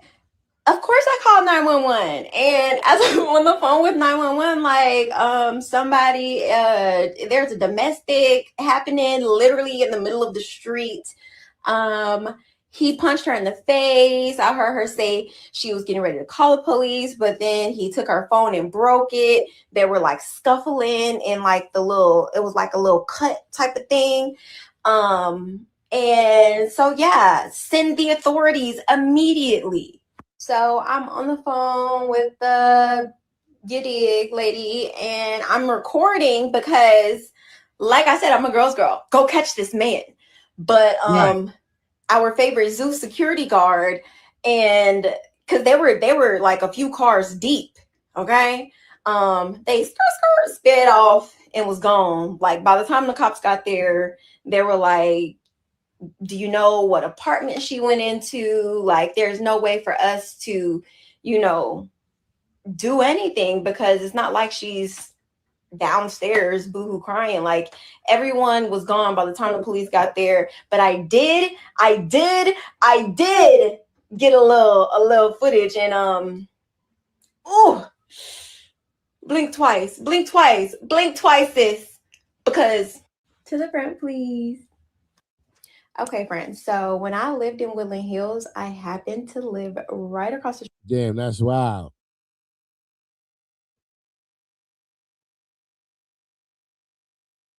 That's wild. Scotty gonna take Lemmy and that network down. Watch. Scotty gonna own Zeus Network. Watch. She already locked him in with a baby. She financially secure. Now it's all about riding it out until she tired of the bullshit. And she gonna go get a lawyer. Watch. I guarantee you.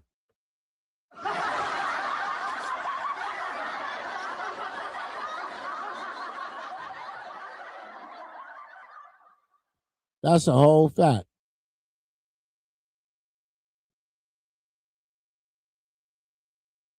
One, two. That's a whole fact. Nevaeh posted this old goddamn footage of her and Snoop Dogg and them. But this was like what? She was trolling Blue? What? That's why I be fucking with real Crips? Like what? Like that's what she was saying? What? Like I be fucking with real Crips? God damn. Not sword fight. Yeah, that's what them niggas doing. Them niggas in other countries sword fighting this shit. Mm-hmm. Watch. Scotty gonna be the one. Scotty gonna be the one. She having a baby by this nigga. She got the most secrets. She hold the most secrets. And they got a relationship. And he been whooping her ass. I'm telling you. Watch. Remember that Diddy Cassie hotel hallway video?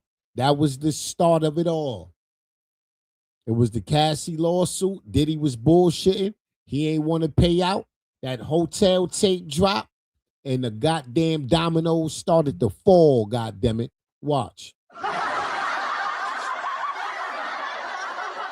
And if he been whooping Scotty ass over an extended period of time, you already know Scotty got videos in her iCloud she been sitting on.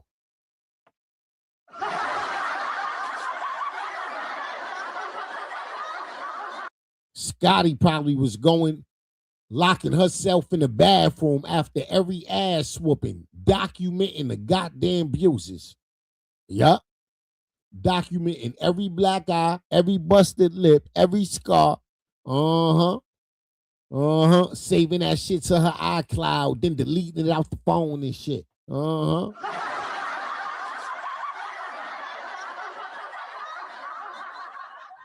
Watch. But Nevaeh ass over here trying to troll Blue with this old Snoop Dogg footage. Like Blue give a damn about that shit. Blue don't care nothing about that shit. God damn. Nasty work.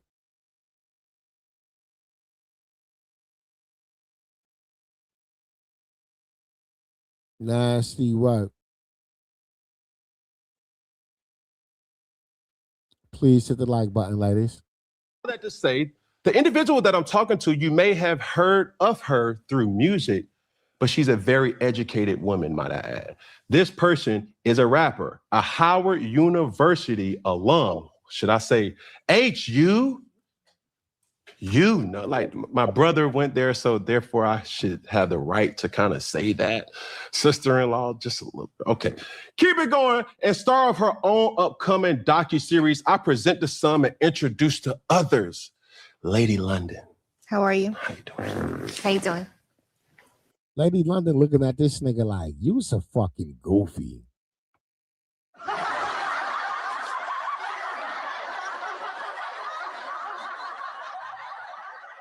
She looking at this nigga like, you trying too hard. Calm down, my nigga. Like, calm down. Like, y'all just press record. Calm down.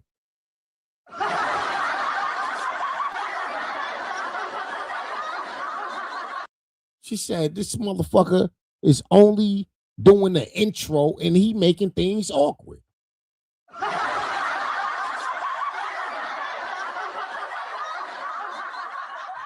For real, how you doing? Real question. I'm good. Okay. I'm good. Good. You still got your gloves off? Yeah, I took them off. You took them from me earlier.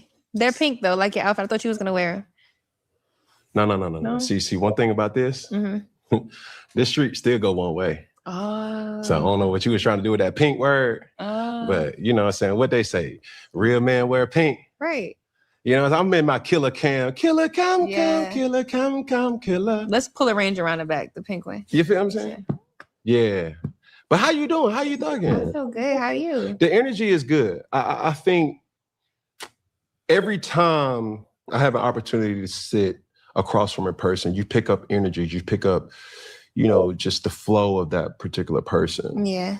And like, I got to come to you correct, you know what I'm saying? Because I feel like, watch how you talk to me, watch how you handle me, you know what I'm saying? Just is what I've observed. But before we get into all that, let's talk about your docuseries that you have with Tubi. I have a docuseries coming out on October 10th. Okay. Please hit the like button, ladies. Please hit the like button. Please hit the like button. I would greatly appreciate it.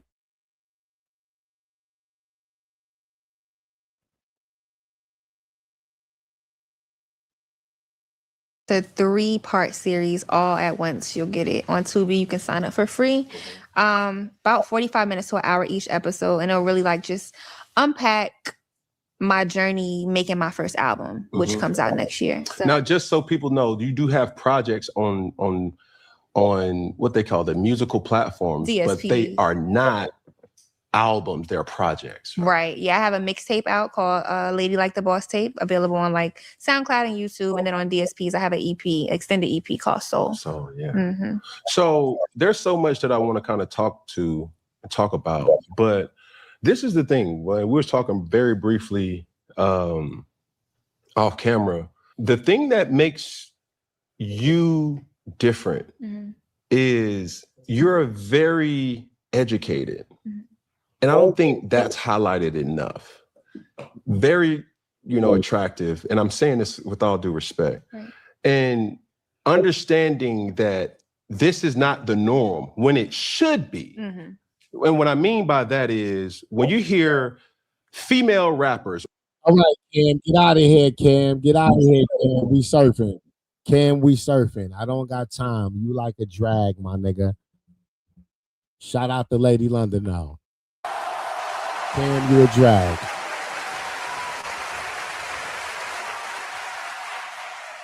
God damn. Let's get into this story. I know y'all all heard about it. This is about the girl that came up missing. She was auditioning to be on Baddies, Zeus Network. This is a real story, a sad story. Nasty work. Hit the like button. Let's get into this.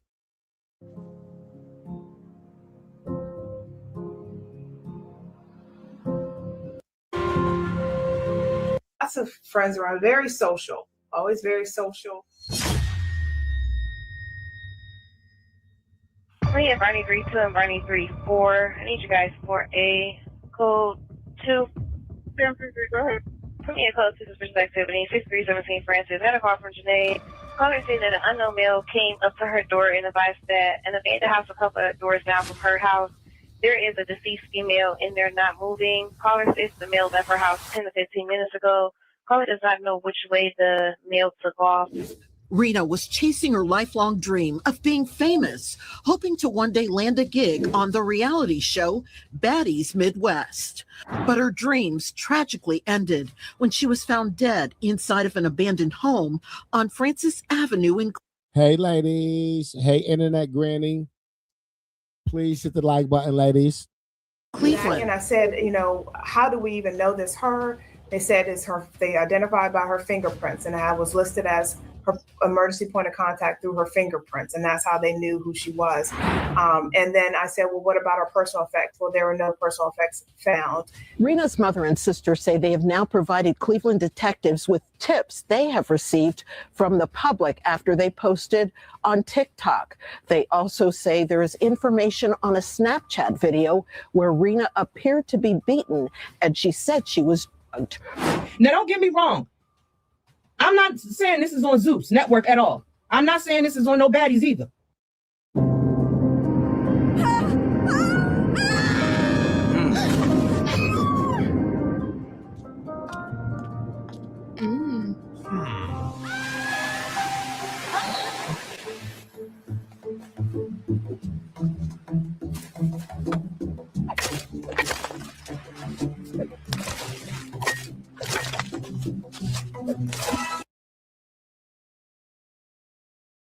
Miss, she was on Lives with Tashiki.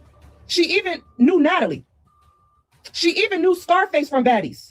So you mean to tell me while she's in Cleveland, Ohio, she with some girl that I guess she thought that was her friend and leaves her. And then I had to call and call to even get the police report number, to get a name, to get any sort of information, to even get to who the detective was that was assigned to the case. Her exact cause of death has not been determined. It's January 2nd is when she went dark on Twitter, and there's really nothing after that. But I know that somebody had to have seen her and noticed her within that 2-week period between that date and when she was found on the 16th.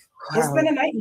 If you can think of your worst nightmare, this is it times 100. Nasty work. Hey everyone, Damn. it's Leah Gordon here. Damn, please hit the like button, ladies. I'm telling you, this story right here, this shit is gonna take Lemmy and them down. This shit is gonna take Lemmy and them down.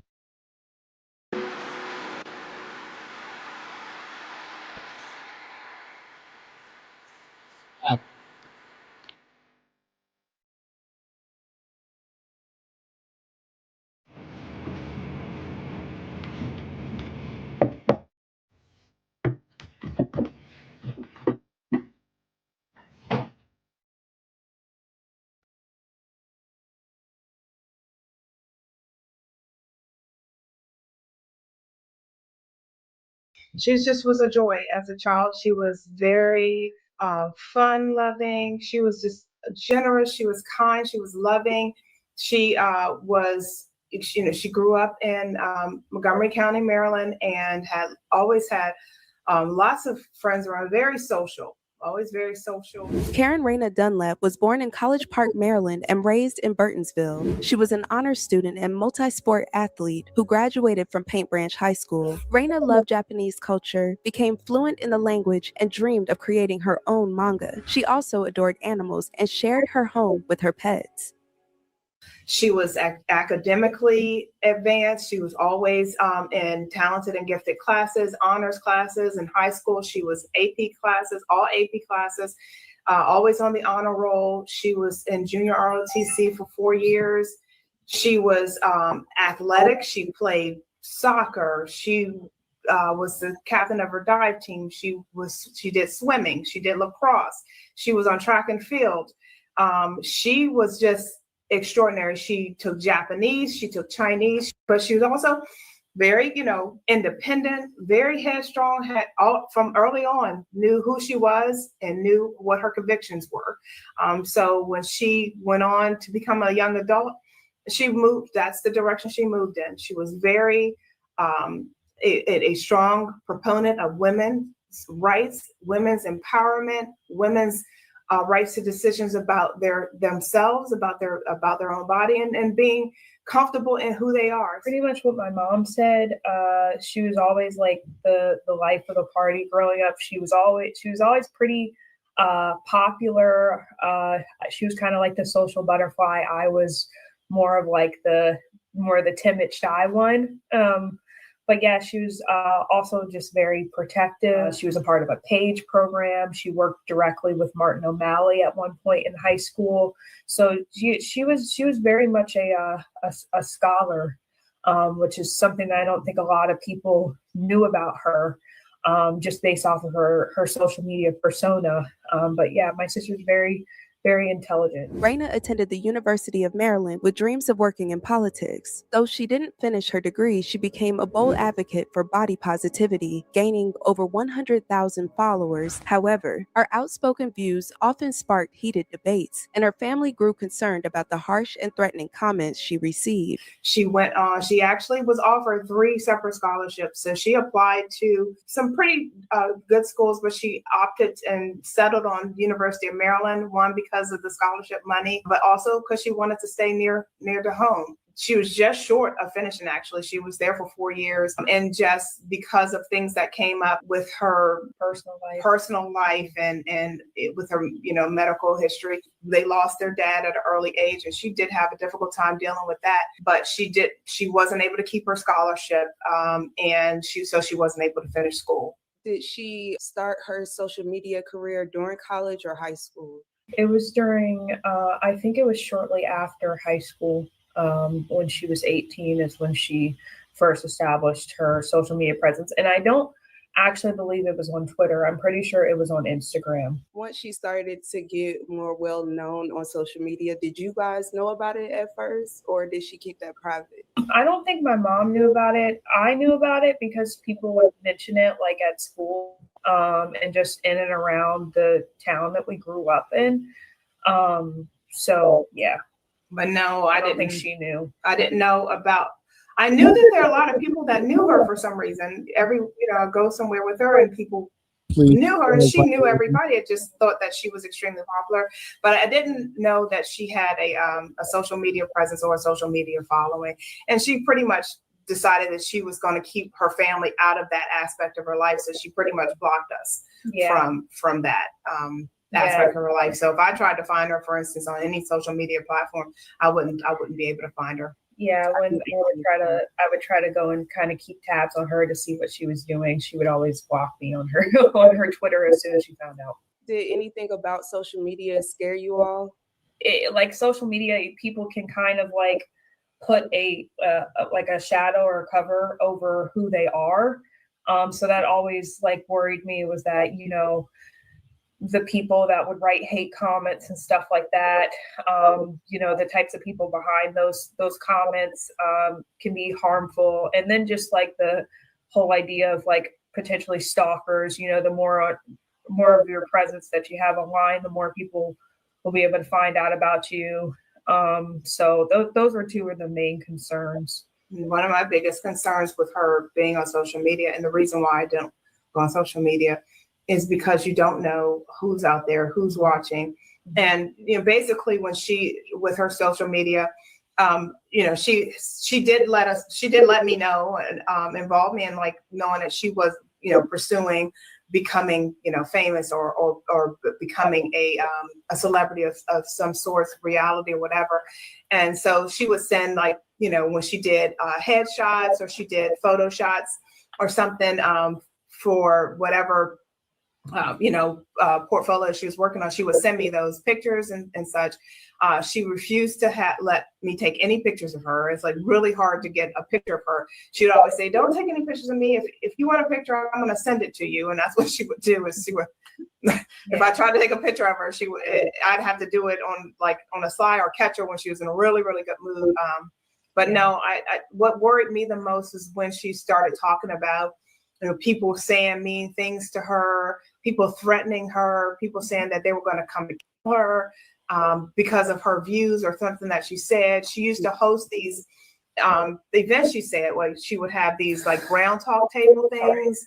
And she would, she would say, people are always saying they're going to kill me or they're going to send somebody to me or something like that. And I would say, Raina, I think you should probably block those people or, just really be careful. I said, with people calling you names or saying this or that about you, don't worry too much about that. I said, but if somebody is threatening you, then you do need to, that's something you do need to worry about. I said, if it's get bad, you call the police.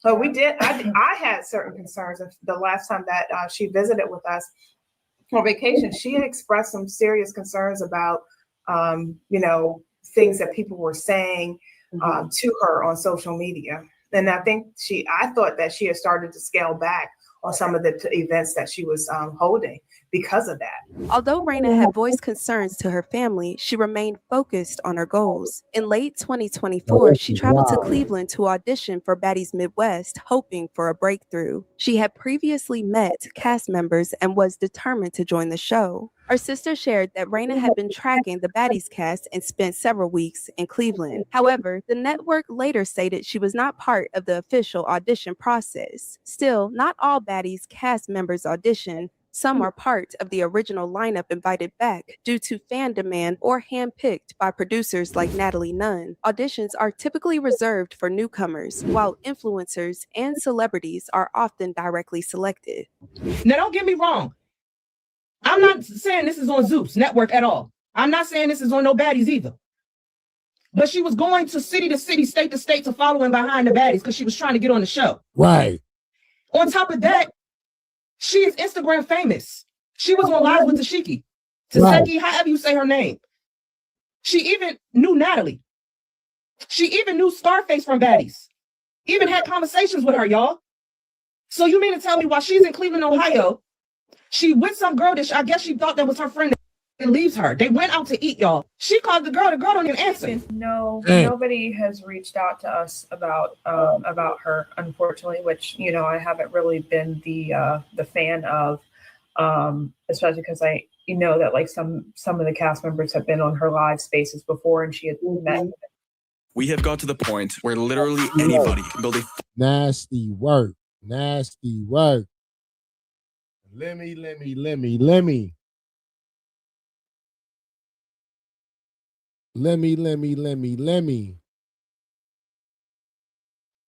Directly reached out to us, not even to just offer their condolences. Have you received any of the lives, or do you have any of them? You mean the lives like that Raina ran? Hey, Miss Spencer. Please hit the like button, ladies. Yes, with some of the girls. No, unfortunately not. It was more so like Raina told me and she would try to like call me and so that I would join her live space, but I was always like doing something. Okay. And she never allowed me. She never allowed me on any of her lives at all. And I remember the last time when she said that people were saying mean things to her. I said, oh, well, you know, add me to the live. And so I can, you know, respond back to those people. And she would not do it. Raina's mother said the family didn't know she was in Cleveland. As a free spirit, Raina often traveled without informing them, so her absence didn't immediately raise concern. You know, with Raina was a free spirit. We love her immensely. We love her to this day. I mean, she has a strong family that loves her, but she was a free spirit. She was somebody who she would be gone for months and then she would pop up. And we didn't ever think anything was wrong or that she was ever in any sort of danger. If she ever was, like I said, she always reached out to family. So this is really shocking for us. And you know, she would go on trips all the time. She would go to Orlando, to Miami, to New York. She would go places, but never to Cleveland. Cleveland was never a place that was on her list of places that she would travel to. And usually when she traveled somewhere, she didn't tell us, hey, I'm going to West Virginia or I'm going, you know, out to Philadelphia. She didn't tell us that. We didn't, you know, it's not unusual. How many families keep tabs on their adults that are in the family? How many families have people that are free spirits? They go off, they do things, and then they come back and they're like, hi, hey, and we're like, oh yeah, how's everything going?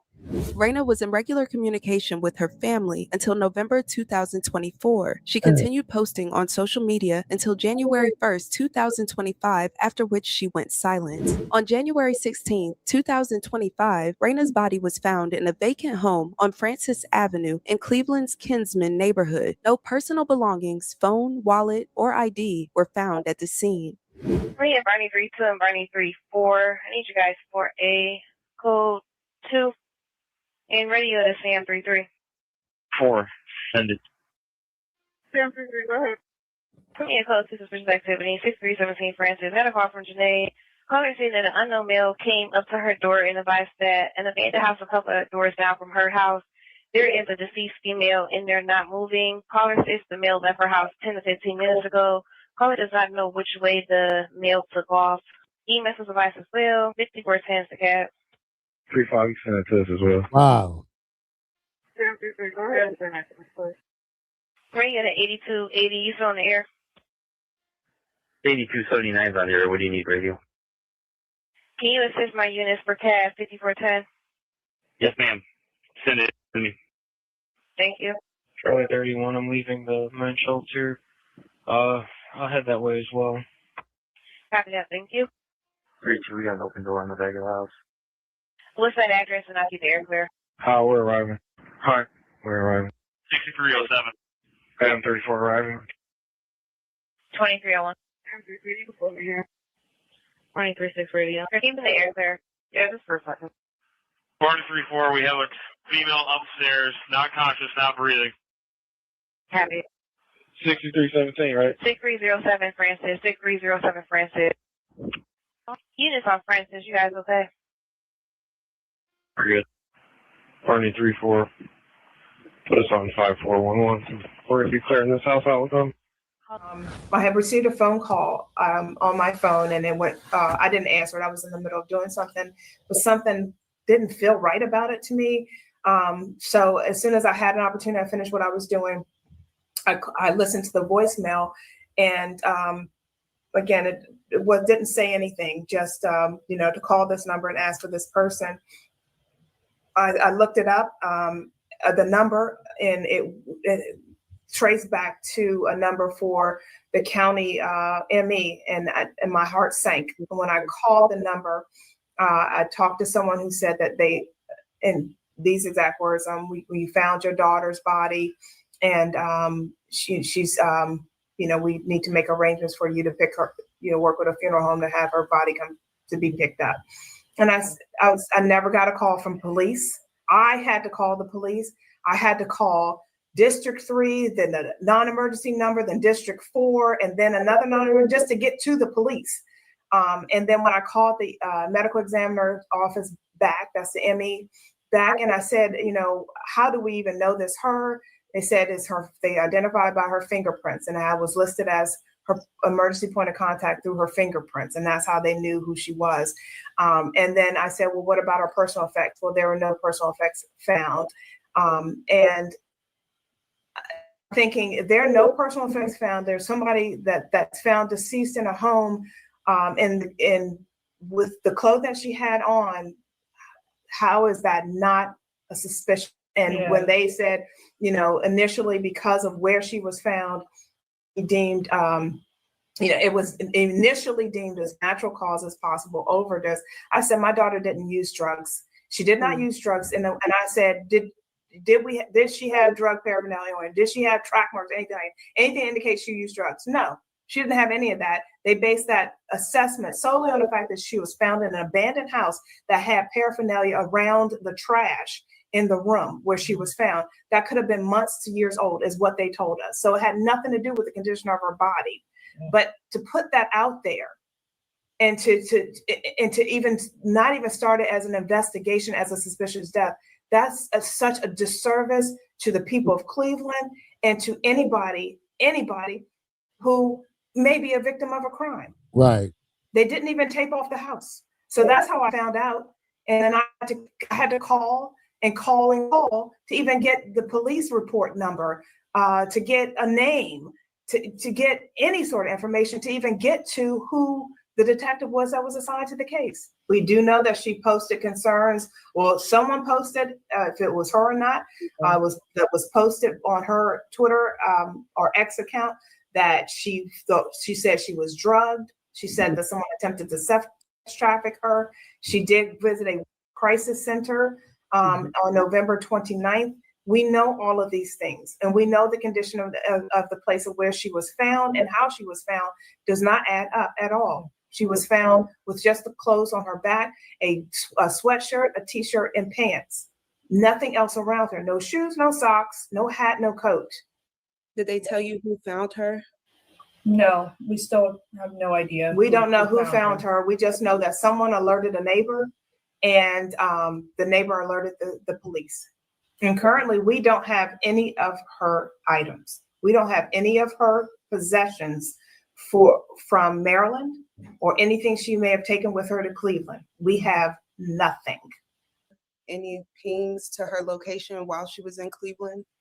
Not right now. They're currently getting that information, but they haven't located it yet as of right now. But they are actively investigating that. But the thing is that like Raina also carried multiple devices, so that's like also a kind of a more of a issue to the puzzle. Is that like there was at a time where Raina carried 2 phones, possibly more. So just because like let's say we can only find 1 phone, there's still another phone that we would have to actively search for and locate. And we do know that she was taking care, she was shopping at certain places and she was using a debit card in certain places, and that has not been recovered either. Yeah. In August 2025, an autopsy revealed Raina died from a stroke caused by blood clots linked to severe malnutrition and dehydration. Her family believes she was abducted around January 2nd, the same day she went silent on social media. Despite initial overdose claims, toxicology found no drugs. Her phone, wallet, and ID are still missing. Cleveland police haven't confirmed if the case is suspicious, while her family continues to demand transparency, citing racial and lifestyle bias. What was Raina's path in the last 2 weeks after Twitter? That's essentially what we're trying to find out. So like if there's anybody that knows anything about her whereabouts after January 2nd, that's what we need to figure out. Pretty much we have everything mapped up all the way up until that point, but it's January 2nd is when she went dark on Twitter. And there's So it sound like she was kidnapped and just like what, starved to death? Like they held her somewhere and just didn't feed her? They said she was malnutrition, like dehydrated, like that's all, like she wasn't eating and drinking. That's what it sound like. Or did I hear that wrong? Maybe I'm bugging. Damn.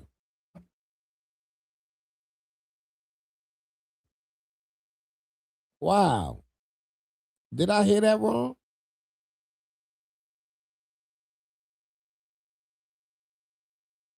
That's nasty work.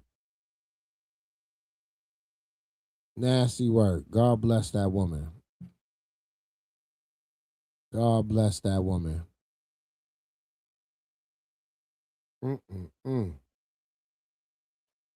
Damn. Ladies, you got to be careful when you out there chasing them dreams, man. Ladies, you got to be careful when you out there chasing your dreams. You got to be careful.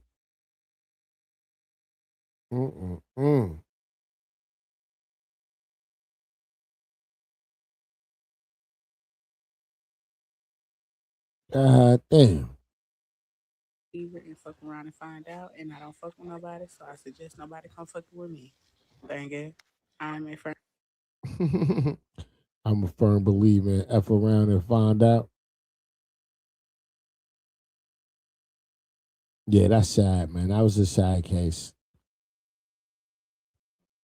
That's a fact. That was a sad ass case.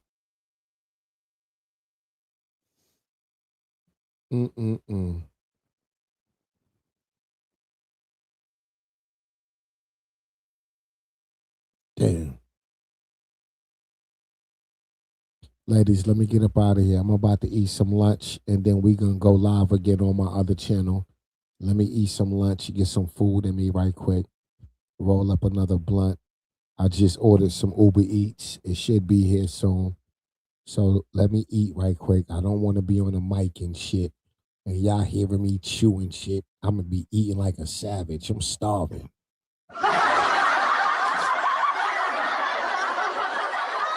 I ain't lying.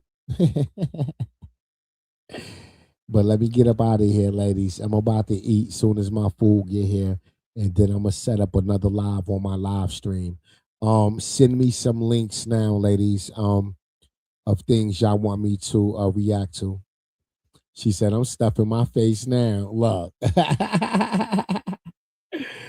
All right, Regina. I'll catch you soon. Let me get up out of here. Peace, ladies.